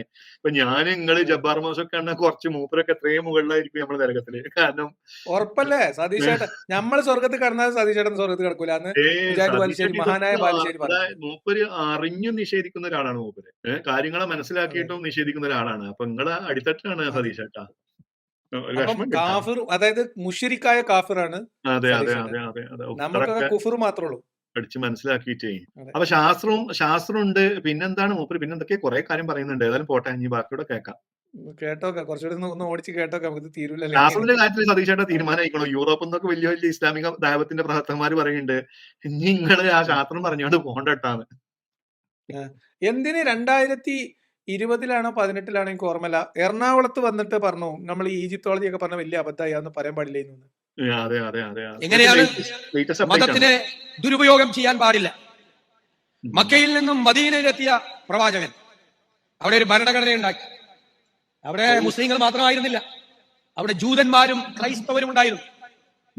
അവിടെ ഇസ്ലാമിന് വേണ്ടി മാത്രമുള്ള ഒരു ഭരണഘടന അല്ല പ്രവാചകൻ ഉണ്ടാക്കിയത്. അവിടെ ജൂതന്മാർക്കും ഇസ്ലാമിനും ക്രൈസ്തവർക്കും സ്വന്തമായ വിശ്വാസം അനുസരിച്ച് പ്രാർത്ഥിക്കാനുള്ള അവസരങ്ങൾ കൊടുക്കുന്ന, എല്ലാവരെയും നിലനിർത്തുന്ന ഒരു ഭരണഘടനയായിരുന്നു. അല്ലെ? 622 അല്ലേ ഭരണഘടന ഉണ്ടാക്കിയത്. അതിനേക്കാൾ വലിയ മോഡലായിട്ടുള്ള കോൺസ്റ്റിറ്റ്യൂഷൻ എവിടെയാണുള്ളത്? പടച്ച തമ്പുരാനെ, ഗോഡ്സേനെ വിളിക്ക. ആ ഗോഡ്സേനെ വിളിച്ചിട്ട് ഒരു പിടി തരാ പറയും. എന്ത് വിടലാണ്, എന്ത് വിടൽസാണ്. ഞാൻ ബാബുവേട്ടന്റെ വിടലൊക്കെ ഒന്നും അല്ലട്ടോ. മദീന കരാറില് ക്രിസ്ത്യാനികളെ കൂട്ടിക്കോളൂ. ഞാനത് മൊത്തം ക്രിസ്ത്യാനികളൊക്കെ ഉണ്ടാക്കും മദീന കരാറില്. എന്റെ യൂട്യൂബിൽ അല്ല മറ്റേ ഗിബിഡിൽ അടിച്ചു നോക്കിയാലേ ചിലപ്പോ ക്രിസ്ത്യാനികളെ ആഡ് ചെയ്തിട്ടുണ്ടാവും. സതീശായിട്ട് പറഞ്ഞതിന് ശേഷം മദീന പാക്ടേ അല്ല മദീന പാക്കറ്റില്ല മദീന പാക്റ്റിലേ ക്രിസ്ത്യാനികളൊക്കെ ആഡ് ചെയ്ത് ഞങ്ങൾ ലിയാഖത്ത് ഭായി മൂപ്പര് ഇത് പറഞ്ഞതിന് ശേഷം എഡിറ്റ് ചെയ്യല എപ്പോഴും ആണെങ്കിലേ. എനിക്കൊന്നും അറിയില്ലേ. നിങ്ങളുടെ വയ്യ. മദീന കരാറിനെ കുറിച്ച് നമ്മൾ ഈ ചർച്ച ചെയ്യണം. എത്രയോ നമ്മൾ ഈ വിഷയത്തിനെ കുറിച്ച് പറഞ്ഞിട്ടുണ്ടല്ലേ. ഉം. മദീന ചാർട്ടർ ഒക്കെ നമ്മൾ ഓൾറെഡി പലതവണ സംസാരിച്ചിട്ടുള്ളതാണ്. എന്നാലും അപ്പോ സതീഷേട്ടൻ നിങ്ങള് നല്ല വായനയുള്ള ഒരു മനുഷ്യനാണെന്ന് എനിക്കറിയാം. സ്നേഹരൂപേണ പറയാണ്. ഇപ്പൊ നിങ്ങൾ ഈ പറയുന്നതൊക്കെ ഭയങ്കര എക്സാജറേറ്റ് ചെയ്ത് പറയാണ്. അത് നിങ്ങളുടെ വായനയുടെ അടിസ്ഥാനത്തിലാണെങ്കിൽ നിങ്ങൾ ഒരു രാഷ്ട്രീയ നേട്ടത്തിനും വായനയുടെ വായിച്ചിട്ട് നിങ്ങൾ പറയുകയാണെന്നുണ്ടെങ്കിൽ ഇത് സത്യസന്ധമല്ല. നിങ്ങൾ വായിച്ചിട്ട് നിങ്ങൾ അത് എക്സാജറേറ്റ് ചെയ്ത് പറയുകയാണെങ്കിൽ അത് നിങ്ങളുടെ നിലനിൽപ്പിന്റെ ആവശ്യത്തിന് വേണ്ടി നിങ്ങൾ പറയായിരിക്കും. എന്നാൽ പോലും നമ്മൾ അതിലൊരു ഒരു മാന്യത പുലർത്തണം. ഇങ്ങനെയൊന്നും പറയാൻ പാടില്ല. മോശമാണ്. നിങ്ങൾ ആരെങ്കിലും പറഞ്ഞിട്ട് പറഞ്ഞു തരികയാണെന്നുണ്ടെങ്കിൽ നിങ്ങൾ ഈ പുസ്തകത്തിലേക്ക് ഒന്നുകൂടെ തിരിഞ്ഞു നോക്കണം. മദീന ഫാക്ട് ഒക്കെ നമുക്ക് ഇവിടെ മറ്റേ ഏതങ്ങാടി പോയാലും ഒരു കോപ്പി കിട്ടും. ഒന്നാമത് അതിൽ ക്രിസ്ത്യാനികൾക്ക് അതിനെ കുറിച്ചുള്ള അവിടെയുള്ള ഇല്ല. അത് ഈ ജൂതര് എന്ന് പറയുന്ന സംഗതി തന്നെ നിങ്ങൾ പറഞ്ഞ മാതിരി അവിടെ ഉണ്ടായിരുന്ന പ്രബല ഗോത്രക്കാരായുള്ള ബനു നദീർ, ബനു കൈനുക്ക, ബനു ഖുറൈള, ഇവരാണ് അവിടുത്തെ പ്രബലരായിട്ടുള്ള ഒരു ജൂതഗോത്രം എന്ന് പറയുന്നത്. അവര് മദീന പാക്ട് ഒക്കെ നമ്മൾ വെറുതെ ഒന്ന് തിരിഞ്ഞപ്പോൾ ഇവിടുന്ന് കിട്ടും. ഇവിടുന്ന് തന്നെ കിട്ടും. അപ്പോ ഈ ജൂതര് എന്നൊക്കെ പറയുമ്പോ ഒന്ന് ശ്രദ്ധിക്കണം. അപ്പോ ഞങ്ങൾ തന്നെ മദീന പാക്ട് ഒക്കെ എന്റെ കയ്യിലുണ്ട്. ഞാൻ പറഞ്ഞത് ഈ പുസ്തകത്തിൽ മദീന പാക്ട് ഉണ്ട്. ഈ മദീന പാക്ട് എന്ന് പറയുന്ന സാധനം ഈ ദൈവദൂതനായ മുഹമ്മദ് ഹമീദുള്ളയുടെ പുസ്തകത്തില് മദീന പാക്ട് ഒക്കെ ഉണ്ട്. അതെ, രാഷ്ട്രത്തിന്റെ ഭരണഘടന. ഇത് അതിലെങ്ങനെയാന്ന് വെച്ചാൽ അതിന്റെ രൂപത്തിൽ കൊടുത്തിട്ടുണ്ട്. ദൈവപ്രവാചകനായ മുഹമ്മദ് നൽകുന്ന രേഖയാണ് അത്. അതല്ലാതെ ഒരു ഇതൊന്നല്ല. അതെന്താ രേഖ? ഖുറൈശികളിൽ നിന്നുള്ള വിശ്വാസികൾക്കും മുസ്ലിങ്ങൾക്കും അവരുടെ കീഴിലുള്ളവർക്കും അങ്ങനെ അവരോടൊപ്പം ചേർന്നവർക്കും അവരോടൊപ്പം പോരാടിയവർക്കും വേണ്ടിയുള്ളതാണ് മദീന പാക്ട്. എന്നിട്ട് ഇദ്ദേഹം പറയുന്ന എന്താണ്? എല്ലാവരും ഉൾക്കൊള്ളുന്നതാണ് എന്നാണ്. ഇൻക്ലൂസീവ് ആയിട്ടുള്ള സാധനമാണെന്ന്. പക്ഷേ ഇവിടെ ഈ മദീന പാക്ടിലെ രണ്ടാമത്തെ ഖണ്ഡികയിൽ പറയുന്നത് ലോകത്തെ മറ്റു ജനങ്ങളിൽ നിന്ന് വ്യത്യസ്തരായി ഇവർ ഒരൊറ്റ രാഷ്ട്രീയ സമൂഹം അഥവാ ഉമ്മത്ത് ആയിരിക്കും എന്നാണ്. അതായത് മക്കയിൽ നിന്ന് മദീനയിലേക്ക് ഹിജറ വന്ന മുസ്ലിങ്ങളോടൊപ്പം കൂടിയവരും അവരോട് പിന്നെ കൂടെ തീരുമാനിച്ചവരും സപ്പോർട്ട് ചെയ്യുന്നവരായിട്ടുള്ള ആൾക്കാർക്ക് വേണ്ടി മുഹമ്മദ് നബി കൊടുത്ത രേഖയാണ് മറ്റു മതവിഭാഗങ്ങളെ മനുഷ്യരെയും കൂടാതെ ഇവർ പ്രത്യേകമായിട്ട് ഒരു ഉമ്മത്തായിരിക്കും എന്നാണ്. ഇതിന്റെ വിശദാംശങ്ങളിലേക്ക് പോയാൽ വേറെ കാര്യങ്ങളുണ്ട്. ക്രിസ്ത്യാനികളെ കേട്ടേണ്ട പൊന്നാര സതീഷേട്ടാ, നിങ്ങളോട് പറയുന്നത് യൂണിലാറ്ററൽ പ്രൊക്ലമേഷൻ എന്ന് പറയുന്നത് സ്വയം പ്രഖ്യാപിത ഉടായിപ്പ് എന്ന് പറഞ്ഞത്. അതായത് മദീനക്കരാർ എന്ന് പറഞ്ഞു കഴിഞ്ഞാൽ മുഹമ്മദ് ഇവിടെ അങ്ങോട്ട് പോയി, മക്കയിലേക്ക് പോയി. അതിപ്പോ സതീഷേട്ടൻ നാളെ അങ്കമാലി വന്നിട്ട് ഞാനാണെങ്കിൽ നാളെ മുതൽ അങ്കമാലത്തെ പ്രധാനമന്ത്രി എന്ന് പറയാൻ എങ്ങനെ ഉണ്ടാവും? അതേപോലത്തെ ഒരു പ്രഖ്യാപനമാണത്. ഇവിടുന്ന് അങ്ങോട്ട് പോയി അവിടെ സ്വീകരിച്ച ആളുകളാണ് അൻസാരികൾ എന്ന് പറയുന്നത്. ഇവിടുന്ന് അങ്ങോട്ട് പോയ ആളുകളെ മുഹാജിറുകൾ എന്നും പറയും. അതായത് മക്കാരായിട്ടുള്ള ആളുകൾ, മുഹമ്മദും കൂട്ടരും. മറ്റുള്ളവർ അൻസാരികൾ, അവരെ സ്വീകരിച്ച ആളുകൾ. അവിടെ ഉണ്ടായിരുന്ന സമൂഹമാണ് ജൂത സമൂഹം എന്ന് പറയുന്ന 3 പ്രബല ഗോത്രങ്ങൾ: ബനു കൈനുക്ക, ബനു ഖുറൈള, ബനു നദീർ. ഈ പറയുന്ന ഈ പ്രസിദ്ധമായിട്ടുള്ള കരാറിൽ ഈ പറയുന്ന ക്രിസ്ത്യാനികളുടെ പേരില്ല, ഈ 3 ജൂതഗോത്രങ്ങളുടെയും പേരില്ല. ഒരു നാട്ടിലെ പ്രബല ജൂതഗോത്രങ്ങളുടെ പേര് അതിലില്ല. പിന്നെ ഉണ്ട് അവരെ ഫുള്ള് എക്സ്പെൽ ചെയ്ത് അവരെ വെട്ടിക്കൊന്നു ഈ പറഞ്ഞ ആളുകളെ. അത് ബനു നദീറുകാരെ എക്സ്പെൽ ചെയ്തു, ബനു കൈനുക്കയെ എക്സ്പെൽ ചെയ്തു, ബനു ഖുറൈദയെ കൂട്ടക്കുരുതി നടത്തി. ഇത് പിന്നെ അങ്ങനെ എക്സ്പെൽ ചെയ്ത ആളുകളെ അവര് ഖൈബറിലെത്തി. ഖൈബറിന് പിൽക്കാലത്ത് മുഹമ്മദിന്റെ കാലശേഷം അവിടുന്ന് ഉമർ എക്സ്പെൽ ചെയ്തു. എക്സ്പെൽ ചെയ്യാനുള്ള കാരണം പറയുന്നത് എന്താ വെച്ച് കഴിഞ്ഞാല് അയാളുടെ മകൻ രാത്രി കാലങ്ങളിൽ ഇങ്ങനെ ഇറങ്ങി നടന്നപ്പോ ഏതോ ഒരു മനുഷ്യൻ ഏതോ ഒരു വ്യക്തി അയാളുടെ കൈ ഡിസ്ലൊക്കേറ്റ് ചെയ്തു, കൈ പിടിച്ച് തിരിച്ചു. ഇത് ജൂതന്മാരാണ് എന്ന് ആ ഒരു ഊഹത്തിന്റെ അടിസ്ഥാനത്തിലാണ് പിന്നെ അവര് മറ്റുള്ള തൈമയിലേക്കൊക്കെ നാട് കടത്തുന്നത്. പൊന്നാര സതീഷേട്ടാ, നിങ്ങൾ പറയുന്ന ഈ ജൂതന്മാർ എന്ന് പറയുന്ന ഈ പറയുന്ന മദീനക്കരാറിലെ ജൂതന്മാർ എന്ന് പറയുന്നത് വിശ്വാസികളുടെ കൂടെ, അതായത് വിശ്വാസികളുടെ മുസ്ലിങ്ങളുടെ കൂടെ കൂട്ടമായി ജീവിച്ചിരുന്ന ഔഫ് ഗോത്രത്തെ ജൂതന്മാരാണ്. ഈ ഔഫ് ഗോത്രത്തെ ജൂതന്മാർ ഒന്നാമത്തെ വരി തന്നെ ഉണ്ടല്ലോ, മദീന ചാർട്ടിലെ ഒന്നാമത്തെ സെന്റൻസിൽ തന്നെ പറയുന്നുണ്ട്. ഔഫ് ഗോത്രത്തെ ജൂതന്മാർ ക്ലിയർ ആയിട്ട് എല്ലാ ഈ പറയുന്ന സാറ്റലൈറ്റ് ജൂതഗോത്രങ്ങളുടെ കംപ്ലീറ്റ് പേരും അതിനകത്ത് പറയുന്നുണ്ട്. അവർ പറയുന്നുണ്ട്. അത് അൽ ജുഷം എന്നൊക്കെ പറഞ്ഞിട്ട് ഇങ്ങനെ ഡീറ്റെയിൽ ആയിട്ട് പറയുന്നുണ്ട്. അപ്പൊ അവര് പാരമ്പര്യ ജൂതഗോത്രമല്ല, അവിടെ ഉണ്ടായിരുന്ന അറബ് മുശ്രിക്ക് ബൗദ്ധൈവാരാധകർ കൺവേർട്ട് ചെയ്താണ് ജൂതമതത്തിലേക്ക്. ആ ജൂതമതത്തിലുള്ള ആളുകൾ മുഹമ്മദിന്റെ കൂടെ ശിങ്കിടികളായി കൂടി. മുഹമ്മദ് അവരെ കൊന്നിട്ടില്ല, കൊല വിളിച്ചിട്ടില്ല. കൊന്നതും കൊല വിളിച്ചതും ഈ കരാറിൽ ഇല്ലാതിരുന്ന ബനു നദീർ, മദീനയിലെ രാഷ്ട്രീയാധികാരം ഉണ്ടായിരുന്ന എന്നിട്ട് കരാറിൽ പേരിനുണ്ടാകാതിരിക്കുകയും അവർ കരാർ ലംഘിക്കുകയും ചെയ്തു എന്ന് ആരോപിക്കുകയാണ് ചെയ്തത്. പൊന്നാര എന്റെ സതീഷേട്ട, അതാണ് ചരിത്രം. നിങ്ങൾക്ക് ഏറ്റവും രസകരമായ സംബന്ധം അറിയോ? കോൺഗ്രസിന്റെ നേതാവ്, KPCCയുടെ പ്രസിഡന്റ്, ഭരണഘടനാ ശില്പികളുടെ പ്രധാനപ്പെട്ട ആൾക്കാർ എന്നൊക്കെ പറഞ്ഞ ഇയാൾ പറയുന്നത് എന്താന്ന് വെച്ചാല് അത്രയും നല്ലൊരു ഭരണഘടന വേറെ എവിടെ കിട്ടുന്നതാണ്. ഇതൊക്കെ നമ്മളൊരു കൂട്ടരെ ന്യായീകരിക്കാൻ ആരോടാ ഈ ഏ? പറയുന്നത്?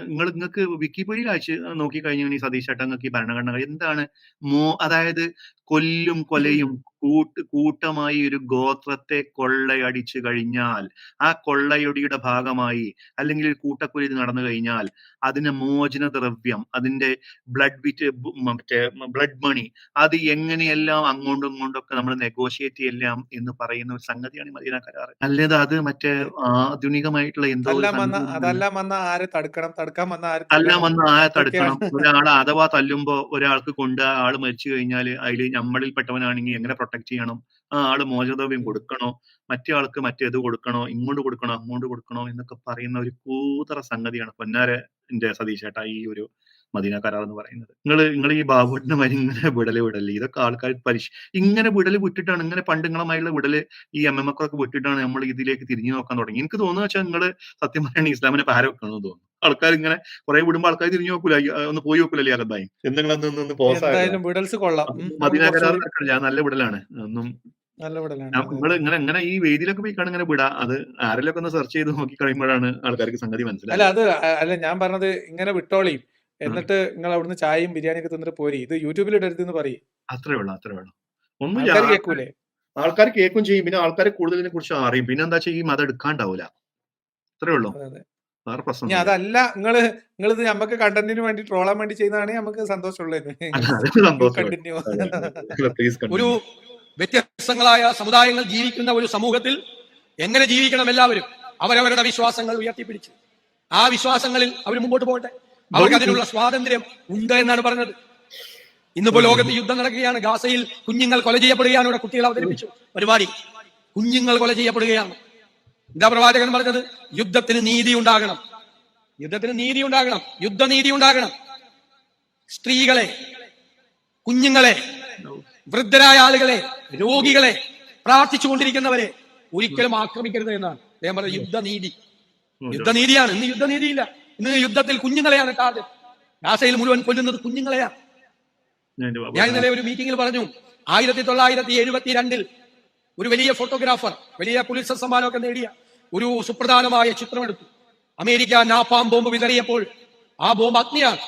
ആ അഗ്നിയിൽ നിന്ന് രക്ഷപ്പെടാൻ ഓടിക്കുന്ന ഒരു പിഞ്ചു കുട്ടിയുടെ ചിത്രമുണ്ട്. നാപ്പാം ഗേൾ എന്നാണ് അറിയപ്പെട്ടിരുന്നത്. അതെല്ലാവരുടെയും മനസ്സിലുണ്ട്. ആ കുഞ്ഞ് ഓടുന്നത് ഒരു പെൺകുട്ടിയാണ്, കൊച്ചു പെൺകുട്ടി ഓടുന്നത് ഇല്ലേ. ഒരു ചിത്രമാണ് ലോകത്തിൽ വന്നത്, ഒരു ഫോട്ടോ.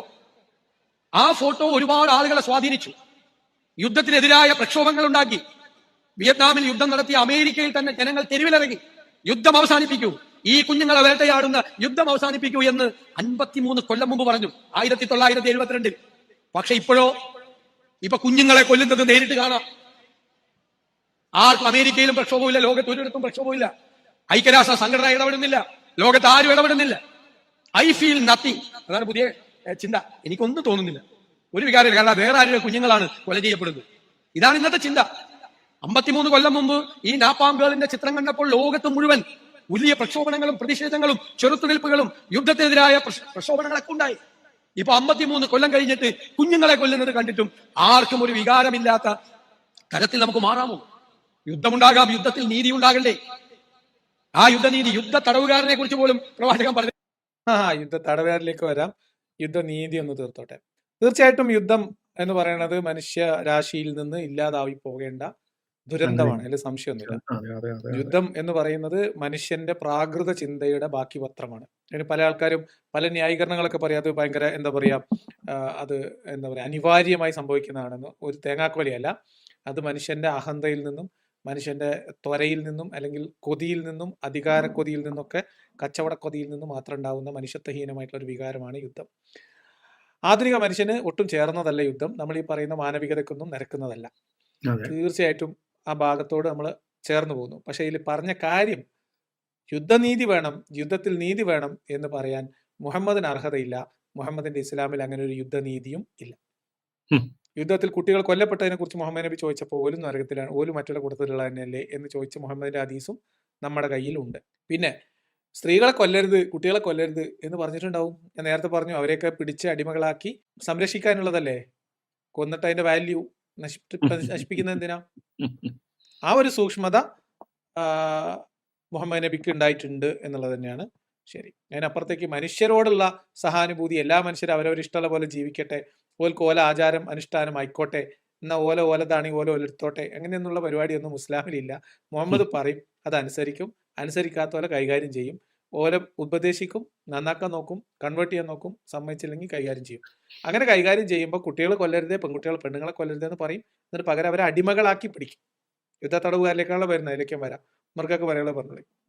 അല്ല, ഈ പറഞ്ഞതൊക്കെ തന്നെ ഇതാണ് ലോക വെണ്ടല്. അത് നമുക്ക് സത്യം പറയണ ഈ വെണ്ടൽ എന്നൊരു വാക്കിൽ പോലും നമുക്ക് ഈ സതീഷേട്ടാ ഈ ഇസ്ലാമികൾ യുദ്ധനീതി ഒന്നും വെക്കാണ്ട് ഒരിക്കലും കണക്ട് ചെയ്യരുത്. നിങ്ങൾക്ക് ആ രീതിയിലൊരു വായന നിങ്ങൾക്ക് ഉണ്ടാവണം.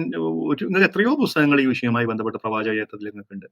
മലയാളത്തിൽ വാങ്ങാൻ കിട്ടുന്ന ഒരു പുസ്തകമാണ് മുഹമ്മദ് ഹുസൈൻ ഹൈക്കലിന്റെ ഒരു പുസ്തകം. നിങ്ങൾ അവിടെ പോയിട്ട് ആ പുസ്തകങ്ങൾ വാങ്ങിയിട്ട് നിങ്ങൾ അതിലൊരു നീതി എവിടെയെങ്കിലുമൊക്കെ ഇവരെ ആൾക്കാർ എഴുതി വെച്ച പുസ്തകമാണ്, ഇസ്ലാമിന്റെ ആൾക്കാർ എഴുതി വെച്ച പുസ്തകം. ഇപ്പൊ IPH പുറത്തിറക്കുന്നൊക്കെ ഈ ദൈവദൂതനായിട്ടുള്ള ഹമീദുള്ളന്റെ പുസ്തകമുണ്ട്. ഇതൊക്കെ നിങ്ങൾ വായിച്ചു നോക്കി. എന്ത് നീതിയാണ് ബാബോട്ടാണ് പിന്നെ സതീഷേട്ട ഉള്ളത് യുദ്ധഭൂമിയിൽ. അതായത് നിങ്ങൾ പറയുന്നുണ്ടല്ലോ, ഇപ്പൊ ഈ പറയുന്ന കുട്ടികളും അങ്ങനെ ഒരു ഹദീസ് ഉണ്ടല്ലേ അകത്ത് ഭായി. ഇവർ പറയുന്നത് എന്താ വെച്ചാൽ ഇവർക്ക് ആവശ്യമുള്ള ഹദീസുകൾ മാത്രം ഇവർ കോട്ട് ചെയ്യുക, മറ്റുള്ളത് അവർ മറച്ചു വെക്കുക. നിങ്ങളിപ്പോ സ്ത്രീകളും കുട്ടികളും കൊല്ലപ്പെട്ടപ്പോൾ മുഹമ്മദിന് നീരസം ഉണ്ടായിട്ടുള്ള സംഗതി ഉണ്ട്. പക്ഷെ അതിന്റെ ചരിത്രം നമ്മൾ പരിശോധിച്ച് നോക്കണം, എന്താണ്, ഏത് കുട്ടികളാണ്. കാരണം നമ്മൾ അങ്ങനെ തന്നെ കാണണം. അത് നമ്മളിൽ പെട്ടവനാണോ? ചിലപ്പോൾ മുഹമ്മദിന് പിന്നെ ആവശ്യം അവരെ ആളുകളായിരിക്കും ചിലപ്പോൾ അത്.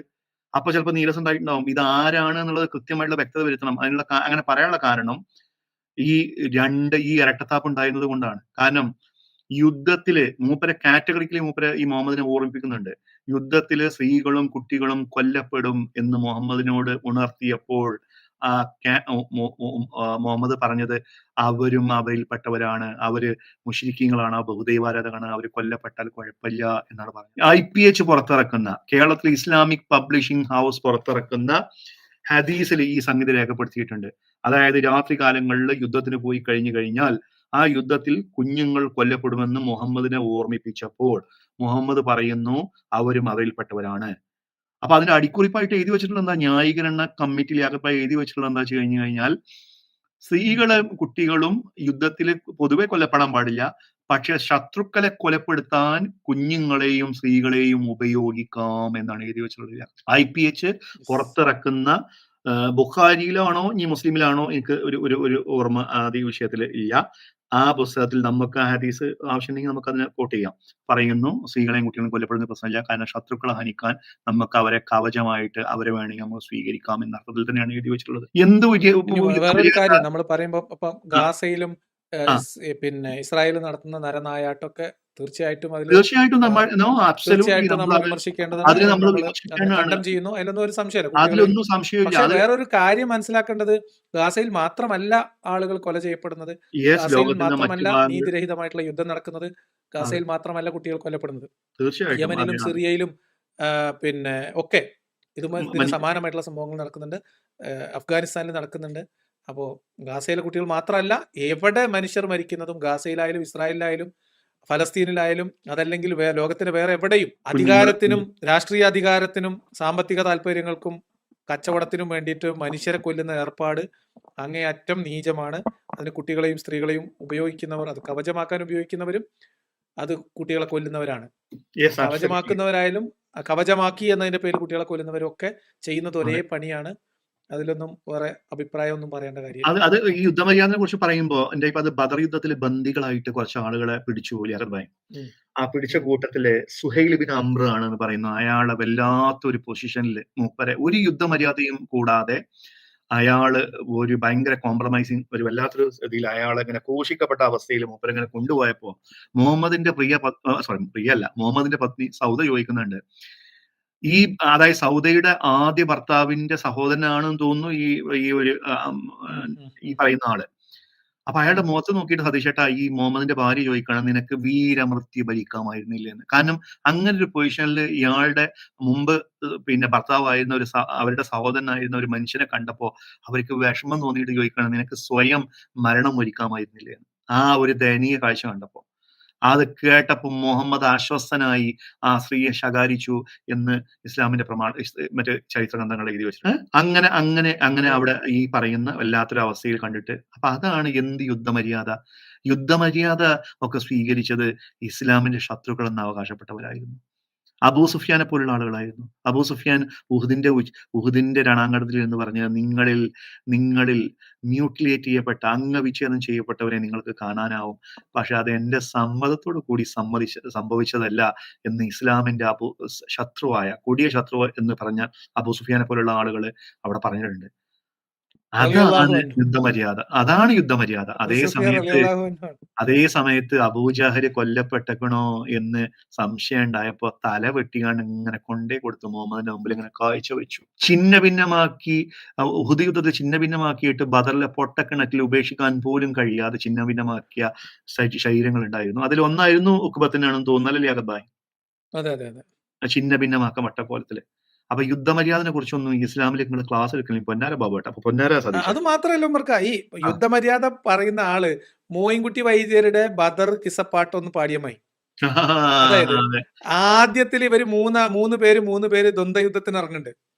അപ്പോ പിന്നെ ഹംസയും പിന്നെ അലിയും പിന്നെ ഷൈബയും അല്ല ആദ്യം ഇറക്കിയ അൻസാരികളാണ്. അപ്പൊ അവര് പറയുന്നുണ്ട്, ഉത്തുബത്തും ഷെയ്ബത്തൊക്കെ പറയുന്നുണ്ട്, അല്ല ഇത് നമ്മള് പറഞ്ഞു. അപ്പൊ ഞാൻ പറഞ്ഞത് ശത്രുപക്ഷത്ത് നിന്ന് ഇറങ്ങിയിട്ടുള്ള ഉത്തുബയും ഷെയ്ബയും പിന്നെ ഒരാളും ഉത്തുബയാണെന്നാണ് എന്റെ ഓർമ്മ. അതിൽ പ്രായമുള്ള ആൾ ഉത്തുബയല്ലേ? അതെ ഉത്തുബയാണ്. അതായത് ഹിന്ദിന്റെ ബാപ്പ ഉത്തുബ ഇതില് പഴക്കളത്തിലേക്ക് ഇറങ്ങുന്നത് പടച്ചട്ടൊന്നും ഇല്ലാതെയാണ്. അത് തലയിൽ വെക്കുന്ന ഹെൽമെറ്റോ ഒന്നും ഇല്ലാതെയാണ് യുദ്ധത്തില്. എന്നിട്ട് ഒരു കട്ടിയുള്ള തുണി ചുറ്റിയിട്ടാണ് ഇറങ്ങുന്നത് കേട്ടോ. എന്നിട്ട് ഈ യുദ്ധത്തില് മറ്റു രണ്ടുപേരെയും, മുശ്രിക്കുകളുടെ ഭാഗത്തുള്ള രണ്ടുപേരെയും, 2 മുസ്ലിങ്ങളായിട്ടുള്ള ആൾക്കാർ കൊലപ്പെടുത്തി. ഉത്തുബയോട് ഏറ്റുമുട്ടാൻ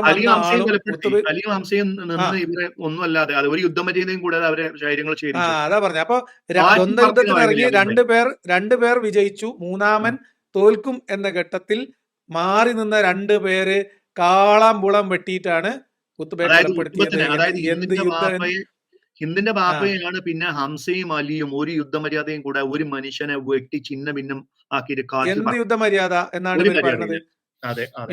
ഇവരുടെ ചരിത്രത്തിൽ ആദ്യമായിട്ട് യുദ്ധം നടന്നു എന്ന് പറയപ്പെടുന്ന ബദറിലെ ആദ്യത്തെ ഏറ്റുമുട്ടൽ രംഗം. അക്കാലത്തെ യുദ്ധരീതികളിൽ ദ്വന്ദ്വ യുദ്ധത്തിന് ഇറങ്ങുന്നു, ആളുകൾ 2 പക്ഷത്തുനിന്ന് ഇറങ്ങുന്നു, ഓരോരുത്തർ അവരവരെ എതിരാളികളെ നേരിടുന്നു, അതിൽ ജയിക്കുന്നവർ ജയിക്കുന്നു. ഇതാണ് അവിടുത്തെ യുദ്ധനീതി എന്നിരിക്കെ ഉത്തബ തന്റെ എതിരാളിയെ വെട്ടി കാലിന് പരിക്കേൽക്കുന്നു, എഴുന്നേക്കാൻ പറ്റാത്തൊരവസ്ഥയുണ്ടെന്ന് കാണുന്നതോടുകൂടി മാറി നിൽക്കുന്ന 2 പേർ യാതൊരു യുദ്ധമര്യാദയും യുദ്ധനീതിയും ഇല്ലാതെ ഇറങ്ങി 3 പേര് വട്ടത്തിൽ നിന്നിട്ടാണ് ഉത്തബയെ വെട്ടിക്കൂട്ടിയത്.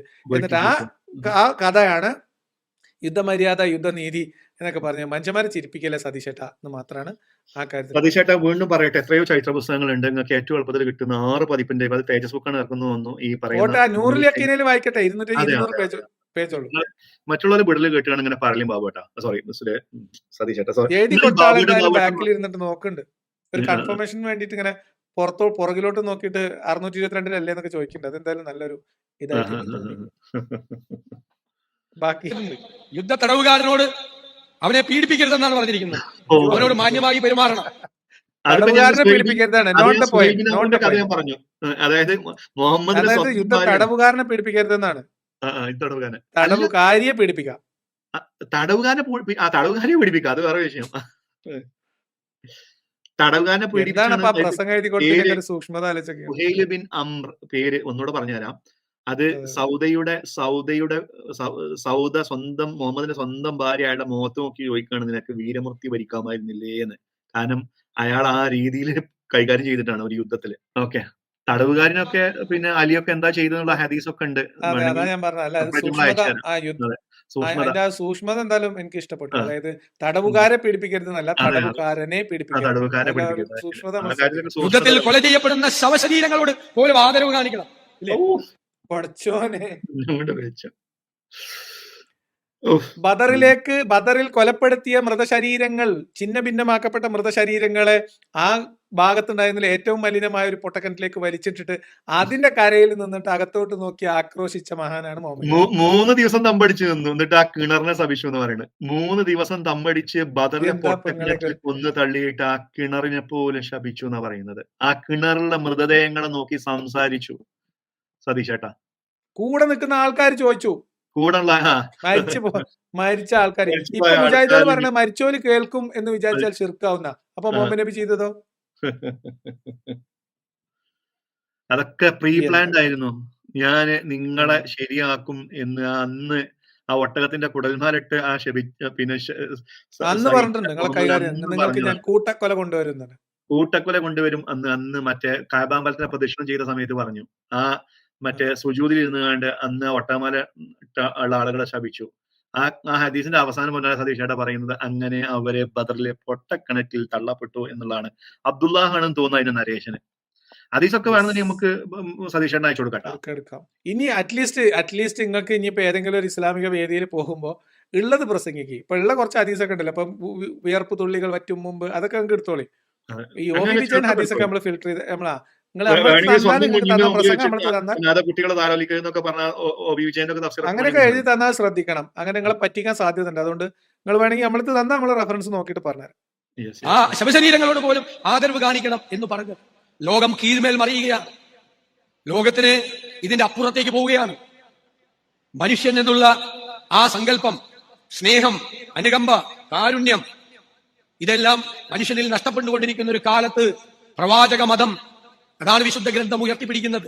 ആ വിശുദ്ധ ഗ്രന്ഥത്തിന്റെ യഥാർത്ഥ സന്ദേശം ജനങ്ങളിലേക്ക് എത്തിക്കാൻ, എല്ലാവരുടെയും ഹൃദയങ്ങളിലേക്ക് എത്തിക്കാൻ കഴിയണം എന്നുള്ളതാണ് നമ്മൾ ഏറ്റെടുക്കേണ്ട ഏറ്റവും പ്രധാന ദൗത്യം, ഏറ്റവും പ്രധാനപ്പെട്ട മിഷൻ എന്ന് ഞാൻ നിങ്ങളോട് പറയുന്നു. അതിലെ പ്രധാനപ്പെട്ട കാര്യങ്ങൾ പഠിച്ചോനെ സതീഷേട്ടൻ ദൈവത്തിന് ഇറങ്ങാന്നാണ് ഇപ്പൊ പറഞ്ഞതിന്റെ അർത്ഥം. അവന്റെ എന്തായാലും എന്റെ ഇത്രയും ട്രെയിൻഡ് ആയിട്ടുള്ള ഒരാളൊക്കെ ഉണ്ടാവും, അവരൊക്കെ യൂസ് ചെയ്തൂടല്ലേ. അതെ അതെ അതെ. ഞാൻ പറഞ്ഞത് എനിക്കിത് കേട്ടപ്പോ ഓർമ്മ വരുന്ന എന്താ അറിയോ, എം എം അക്ബർ പണ്ട് പറഞ്ഞേ, ഞാൻ 5ാം ക്ലാസ് മദ്രസയാണ്, KNM-ന്റെ 5ാം ക്ലാസ് മദ്രസയാണ്. അതിന് ശേഷം അതിന് പിന്നെ അറബി കോളേജിന്റെ ഗേറ്റിന്റെ സൈഡിൽ കൂടി പോലും പോകേണ്ട ഒരു അവസ്ഥ എനിക്ക് ഉണ്ടായിട്ടില്ല. പിന്നെ അങ്ങനെ ഇതൊക്കെ കഴിഞ്ഞു, BA ഫിസിക്സോ കെമിസ്ട്രി എന്താണ്, അപ്പൊ അതൊക്കെ കഴിഞ്ഞ് ഡിഗ്രി ഒക്കെ കഴിഞ്ഞിട്ട് ഇങ്ങനെ ഇരിക്കുന്ന സമയത്താണ് ഖുർആനുമായിട്ട് ബന്ധപ്പെട്ട് കുറച്ച് കാര്യങ്ങളൊക്കെ പഠിച്ച് ദൈവത്തിനെ കുറിച്ചൊക്കെ ഉള്ള. അപ്പൊ ഇത്രയും നല്ലൊരു പ്രൊഡക്റ്റ് കയ്യിൽ ഉണ്ടായിട്ടിട്ട് അത് പ്രചരിപ്പിക്കാൻ ഇറങ്ങിയില്ലെങ്കിൽ ശരിയാവില്ലല്ലോ എന്ന് ആലോചിച്ചിട്ട് അതിന്റെ വിപണി സാധ്യത മനസ്സിലാക്കിയിട്ടാണ് പുള്ളി പുറത്തിറങ്ങിയത്. എന്നതുപോലെ ഇപ്പൊ ഈ KPCC പ്രസിഡന്റ് എന്ന് പറഞ്ഞാലും ഇപ്പൊ പ്രതിപക്ഷ നേതാവ് എന്ന് പറഞ്ഞ് മുഖ്യമന്ത്രി കുപ്പായം തുന്നിയിട്ടത് ഇപ്പൊ കിട്ടുമോ കിട്ടില്ല എന്ന് ഉറപ്പൊന്നുമില്ല. ഈ വെള്ളക്കുപ്പായം വെള്ളത്തുണിന്റെ മുകൾക്ക് നിങ്ങളൊരു വെള്ള തലയിക്കെട്ട് കൂടി വെച്ച സംഗതി സെറ്റാണ്. നിങ്ങൾ ഈ പറഞ്ഞ ആ മഹത്തായ പ്രവാചക മതത്തിന്റെ പ്രചാരണ പരിപാടിയിൽ നിങ്ങൾക്ക് ഭാഗവാക്കാവുകയും അതുവഴി നിങ്ങൾക്ക് ഹിദായത്തിലാവുകയും അതുവഴി ഒരുപക്ഷെ പ്രവാചക ദൗത്യത്തിന്റെ പ്രചാരകനാകാനൊക്കെ കഴിഞ്ഞാൽ നിങ്ങൾക്ക് അതിൽ കൂടുതൽ പിന്നെ എന്ത് വേണം സുഹൃത്ത്. അതിനേക്കാളും പ്രസക്തിയാണ് മിഡിൽ ഈസ്റ്റ് ഒക്കെ 10 കൊല്ലത്തിന് മുമ്പ് ബുക്ക് ചെയ്യാനും, പിന്നെ യൂറോപ്പ് അമേരിക്ക ഒക്കെ അതൊക്കെ പിന്നെ ബോണസ് ആണ്. അതെ, കേരളത്തിലെ മുഖ്യമന്ത്രി കസേര പറഞ്ഞപ്പോ എന്തായിരുന്നു സമരവും കരിങ്കൊടിയും അതും ഇതൊക്കെ ആയിരിക്കും. സ്വകാര്യത്തില് കോടികൾ നമ്മളെ കയ്യിലെത്തും. ഇപ്പൊ സമ്പത്തില്ലാന്നുണ്ടെങ്കിൽ പ്രസക്തി എത്തൂലേ. എന്തെല്ലാം പല രാജ്യങ്ങളിൽ സഞ്ചരിക്കാം. നല്ലോണം ആലോചിക്കുക. എന്തായാലും ഇപ്പൊ നിങ്ങള് ഇങ്ങനെ പണിക്ക് ഇറങ്ങിയ സ്ഥിതിക്ക് ശരിക്കും ആലോചിക്കുന്നത് നല്ലതാണ്. അതിലേറ്റവും പ്രധാനം കാരുണ്യം തന്നെയാണ്, സ്നേഹമാണ്, അനുകമ്പയാണ് മറ്റുള്ളവരോട്. ഇവിടെ തിരുവേലിയിരിക്കുന്നുണ്ട്, ക്രൈസ്തവ ദർശനത്തിന്റെയും ഏറ്റവും വലിയ മൂല്യവത്തായത് അതാണ്, സ്നേഹമാണ്, അല്ലെ, മറ്റുള്ളവരോടുള്ള അനുകമ്പയാണ്. മതങ്ങളെല്ലാം, പ്രവാചകരായിട്ടുള്ള ആളുകളെല്ലാം എത്ര ഭംഗിയായിട്ടാണ് അവരൊരു ജീവിത ദർശനത്തെ സൃഷ്ടിച്ച് നമ്മുടെ മുമ്പിൽ വെച്ചത്. നമ്മൾ ആ മതങ്ങളെയും മതദർശനങ്ങളെയും പോലും ദുർവ്യാഖ്യാനം ചെയ്ത്, ഭരണകൂടങ്ങളും അധികാര കേന്ദ്രങ്ങളും എല്ലാവരും ദുർവ്യാഖ്യാനം ചെയ്ത് അവരവരുടെ സൗകര്യത്തിനാക്കി മാറ്റുന്ന കാലത്താണ് നാം ജീവിക്കുന്നത്. നമ്മൾ കണ്ടോണ്ടിരിക്കല്ലേ ഇപ്പൊ സതീഷേട്ട സ്വന്തം ഇഷ്ടപ്രകാരം ഇങ്ങനെ വ്യാഖ്യാനിച്ച് വിടൽസ് എന്ത് ജാതി വിടല്. മാത്രല്ല ഈ എല്ലാ മതങ്ങളും എല്ലാ പ്രവാചകന്മാരും കാരുണ്യത്തെക്കുറിച്ച് സ്നേഹത്തെക്കുറിച്ചാണ് മാത്രം ഉത്ബോധിപ്പിച്ചത്. പിന്നെ ആകെ ബാക്കിയുള്ള തർക്കം എന്താ അറിയോ, ഞങ്ങളെ കാരുണ്യാണ് ശരിക്കുള്ള കാരുണ്യം, നിങ്ങളതാണ് ശരിക്കുള്ള കാരുണ്യം. ഇതിന്റെ ഏത് കാരുണ്യാണ് യഥാർത്ഥ കാരുണ്യം എന്ന് അറിയാൻ വേണ്ടിയിട്ടുള്ള തല്ലുമ്പക്കാണ് യുദ്ധം മാത്രമേ നടക്കുന്നുള്ളൂ. അല്ല അതിന്റെ ആയിട്ട് ഭാഗമായിട്ട് മാത്രമാണ് അത് മനുഷ്യന്മാർ കുറച്ചു വന്നത്. കാലം മുമ്പൊക്കെയാണെന്നുണ്ടെങ്കിൽ അത് ഇങ്ങനെ വർത്താനൊക്കെ നടക്കുമ്പോ ചെറുതായിട്ട് തലന്ന് പോകുന്നുള്ളൂ. അല്ല ഇപ്പോഴും ലോകത്ത് നടക്കുന്നത് ആകെ ഇപ്പൊ മുസ്ലിങ്ങളും ക്രിസ്ത്യാനികളും ഉം. ജൂതന്മാരൊക്കെ തമ്മിൽ ഏറ്റുമുട്ടുന്നത് ആരുടെ കാരുണ്യാണ് ശരിയായ കാരുണ്യം എന്നുള്ള തർക്കം മാത്രമേ അതെ, ഉള്ളൂ. അത്രേ അത് ഉള്ളൂ, ചെറിയ അത്രേ ഉള്ളൂ. തർക്കമാണല്ലോ. അതെ, അതെ, അതെ, അതെ, അതെ, അതെ. അപ്പൊ സതീഷ് തീർച്ചയായിട്ടും. ചേട്ടൻ നേരത്തെ പറഞ്ഞൊരു കാര്യത്തിലേ മുഹമ്മദിന്റെ ഇപ്പൊ ഈ ഒരു സർവ്വമത സമ്മേളനം മറ്റുള്ള മതം സഹിഷ്ണുതൊക്കെ ഞാൻ ഇങ്ങനെ ഓർമ്മ വരുന്ന വെച്ചിട്ടുണ്ടെങ്കിൽ അന്നത്തെ കാലത്ത് ആ ഖുറൈശികളെ മുഹമ്മദിന്റെ മുമ്പിൽ വന്നിട്ട് പറയാണ്, ഉം. മുഹമ്മദേ നീ പറയുന്നതൊക്കെ സ്വീകരിക്കാം, പക്ഷെ നീ ഞങ്ങളുടെ ദൈവത്തിനെ വിമർശിക്കാതിരുന്നൂടെ എന്ന് പറയുന്ന ആ ഒരു ഖുറൈശികളുടെ ആ ഒരു അവരൊക്കെ പുച്ഛിച്ച് തള്ളുന്നതല്ലേ ഇപ്പൊ ഇയാളുടെ ഈ സ്റ്റേറ്റ്മെന്റ് എന്ന് പറയുന്നത്. അതെ അതെ അതെ. ഏഹ് ഉം. അത് മക്കയിലുണ്ടായിരുന്ന മാത്രല്ല മുഹമ്മദിന്റെ ഹിദായത്തിൽ വെള്ളം ചേർക്കാത്ത പ്രവാചകനെ കുറിച്ച് ഇദ്ദേഹം യഥാർത്ഥത്തിൽ പ്രവാചകൻ നടത്താണ്. പിന്നെ പിന്നെ പിന്നെ പിന്നെ എല്ലാവർക്കും അഭിപ്രായ സ്വാതന്ത്ര്യം കൊടുത്തു. നിങ്ങൾ ഇഷ്ടമുള്ള ഉം. മതം സ്വീകരിച്ചോളി എന്ന് പറഞ്ഞു. ഉം. എന്നാ പിന്നെ എന്തിനാ നബി വന്നത്? അങ്ങനെ തന്നെയല്ലേ ആൾക്കാർ അതിന്റെ മുമ്പ് ഇവിടെ ജീവിച്ചിരുന്നത്. നബി പറഞ്ഞത് എന്താ വെച്ചാല് ഇനി ഇവിടെ മറ്റേ കാളിക്കുട്ടിയില്ല, ഇനി നമ്മക്ക് മറ്റേ അയ്യപ്പല്ല, ഇനി നമ്മക്ക് അതില്ല ഇതില്ല, നമ്മക്ക് ഇനി ഒരു വിഗ്രഹം മാത്രം മതി എന്ന് പറഞ്ഞാണ്. ജോസഫും വിക്രമനും ഒന്നും പാടില്ല. ഒന്നും ഞമ്മക്കൊന്നും വേണ്ട. എല്ലാരും ഉം. നമുക്ക് ഇനി ലാത്തി ഉസ്യം അനാത്തി ഒന്നും വേണ്ട. കഅബ അമ്പലത്തിൽ നിന്ന് അതിനൊക്കെ പടിയടച്ച് പിണ്ണം വെച്ചിട്ട് ഇനി നമ്മക്ക് അള്ളാഹു മാത്രം മതി എന്ന് പറഞ്ഞ ആളാണ് സതീശേട്ടൻ. ജനിച്ചു വളർന്ന സമുദായത്തിൽ ഉണ്ടായിരുന്ന സമൂഹത്തിന്റെ പ്രധാനപ്പെട്ട ആരാധനാ കേന്ദ്രം പിടിച്ചെടുത്ത് അതില് സ്വന്തക്കാരും ബന്ധുക്കാരും ഉൾപ്പെടുന്ന ബഹുദൈവാരാധക സംഘങ്ങൾ ആരാധന നടത്തിയിരുന്ന വിഗ്രഹങ്ങളെ മുഴുവൻ തച്ചൊടച്ച് ആ കഅബ പിടിച്ചെടുത്ത് അവർക്ക് അടുത്ത വർഷം മുതൽ ഈ പ്രദേശത്തേക്ക് കടക്കരുത് എന്ന് വിലക്ക് ഏർപ്പെടുത്തിയ ആളാണ് മദീന പാക്റ്റില് എല്ലാവരുടെയും ആരാധനാ സ്വാതന്ത്ര്യം വകവെച്ചു കൊടുത്തിട്ട് ആദ്യത്തെ മികച്ച ഭരണഘടന ഉണ്ടാക്കിയ ആളാണ്. അടിയടച്ച് പിണ്ഡം വെച്ചു. ഇനി അടുത്ത കൊല്ലം മുതൽ കഅബ അമ്പലത്തിലേക്ക് പ്രവേശിക്കരുത്. അങ്ങനെ പ്രവേശിച്ചു കഴിഞ്ഞാൽ അന്ന് തീരുമാനിച്ചതിന് ഇന്നും വട്ടത്തില് റോഡും വെട്ടിയിട്ട് ഇരിക്കുകയാണ് അവിടെ എഴുതി മക്കി വെച്ചിട്ടുണ്ട്. മദീനയും. മക്കി മദീന എഴുതി വെച്ചിട്ടുണ്ട്. അങ്ങനെ ആ വിലക്കപ്പെട്ട മാസങ്ങൾ കഴിഞ്ഞു കഴിഞ്ഞാൽ നിങ്ങൾ അവരെ കണ്ടെടുത്ത് വെച്ചുകൊണ്ട് ശരിയാക്കണം എന്ന് പറയുന്നതേ ഇവര് ബാബുവേട്ടൻ പറഞ്ഞ് ബാബുവേട്ടനും കാസിമിയും പറഞ്ഞ മാതിരിയൊക്കെ അതിന്റെ ഒക്കെ സാഹചര്യം സന്ദർഭങ്ങൾ തെരഞ്ഞു പോയി കഴിഞ്ഞാൽ നിങ്ങൾക്ക് അതിന്റെ കാര്യങ്ങളൊക്കെ എന്തായാലും സതീഷ് ചേട്ടന്റെ കൺക്ലൂഷനോട് കേട്ടിട്ട് നമുക്ക് നിർത്താം. ആയിക്കോട്ടെ. അതിനെതിരായിട്ടാണ് യഥാർത്ഥ സന്ദേശം, യഥാർത്ഥ ദർശനം എല്ലാവരിലും എത്തിക്കാൻ ഈ ഖുർആൻ ഫെസ്റ്റിന് കഴിയട്ടെ എന്ന് ഞാൻ ആശംസിക്കുന്നു. ഒരുപാട് പേർ സംസാരിക്കാനുണ്ട്. ദീർഘമായി പ്രസംഗിക്കുന്നത് അനൗചിത്യമാണ്. ഈ പരിപാടി സംഘടിപ്പിച്ച പത്തനംതിട്ട ജില്ലാ മഹൽ മെമ്പേഴ്സ് അസോസിയേഷനെ ഞാൻ പ്രത്യേകമായി അഭിനന്ദിക്കുന്നു. ഭിവന്തിരായ അധ്യക്ഷന്റെ നേതൃത്വത്തിൽ നടക്കുന്ന ഈ ചടങ്ങ് എല്ലാ വർഷവും ആവർത്തിക്കപ്പെടട്ടെ. വളർന്നു വരുന്ന തലമുറയുടെ ഉള്ളിലേക്ക് സ്നേഹത്തിന്റെയും കാരുണ്യത്തിന്റെയും സന്ദേശം എത്തിച്ച് നല്ല മനുഷ്യരായി ജീവിക്കാൻ, അവരെ പഠിപ്പിക്കാൻ, അവർക്ക് മാർഗനിർദ്ദേശം നൽകാൻ ഇതുപോലുള്ള പരിപാടികൾക്ക് തീർച്ചയായും കഴിയും എന്ന് മാത്രം വിനയപൂർവ്വം സൂചിപ്പിച്ചുകൊണ്ട് ഞാൻ ഈ സമാപന സമ്മേളനം ഉദ്ഘാടനം ചെയ്തതായി അറിയിക്കുന്നു. നന്ദി. ഉദ്ഘാടിക്കാൻ പോയതായിരുന്നോ? അത് ശരി. എല്ലാ അതെന്തായാലും കൊള്ളാം. സതീഷ് ചേട്ടന്റെ ബീഡൽസ് എല്ലാവിധ ആശംസകളും.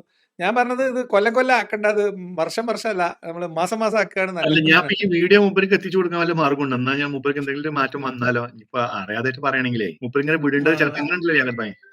അത് ചില രാഷ്ട്രീയ ദൗത്യം എന്നുള്ള രീതിയിലായിരിക്കും ഇത്. അതെ അതെ അതെ അതെ അതെ അതെ അതെ. പിന്നെ ഇപ്പൊ ഒരു ആള് എന്തായാലും പരിപാടിക്ക് വിളിക്കുമ്പോ നിങ്ങൾ തന്നെ എഴുതി തരിക, എന്തൊക്കെ നല്ലത് കണ്ട് എഴുതി തന്നാൽ നമ്മള് പറഞ്ഞോളാന്ന് പറഞ്ഞിട്ടുണ്ടാവും. അതിന്റെ അടിസ്ഥാനത്തിലാണ് ഇപ്പൊ കൊല്ലം വർഷമൊക്കെ എഴുതി കൊടുത്തിട്ടുണ്ട്. എന്തായാലും അപ്പൊ നല്ലൊരു എന്തായാലും വിടലായി സതീഷ് ചേട്ടന് അതെ ഇത് ഞാൻ പറഞ്ഞില്ലേ, ബാബുവേട്ടന്റെ വിടലിന് ശേഷം ഇത്രയും പിന്നെ ആത്മാർത്ഥമായിട്ട് ഒരാൾ വിടുന്നത് ഞാൻ ആദ്യമായിട്ട് കാണുകയാണ്.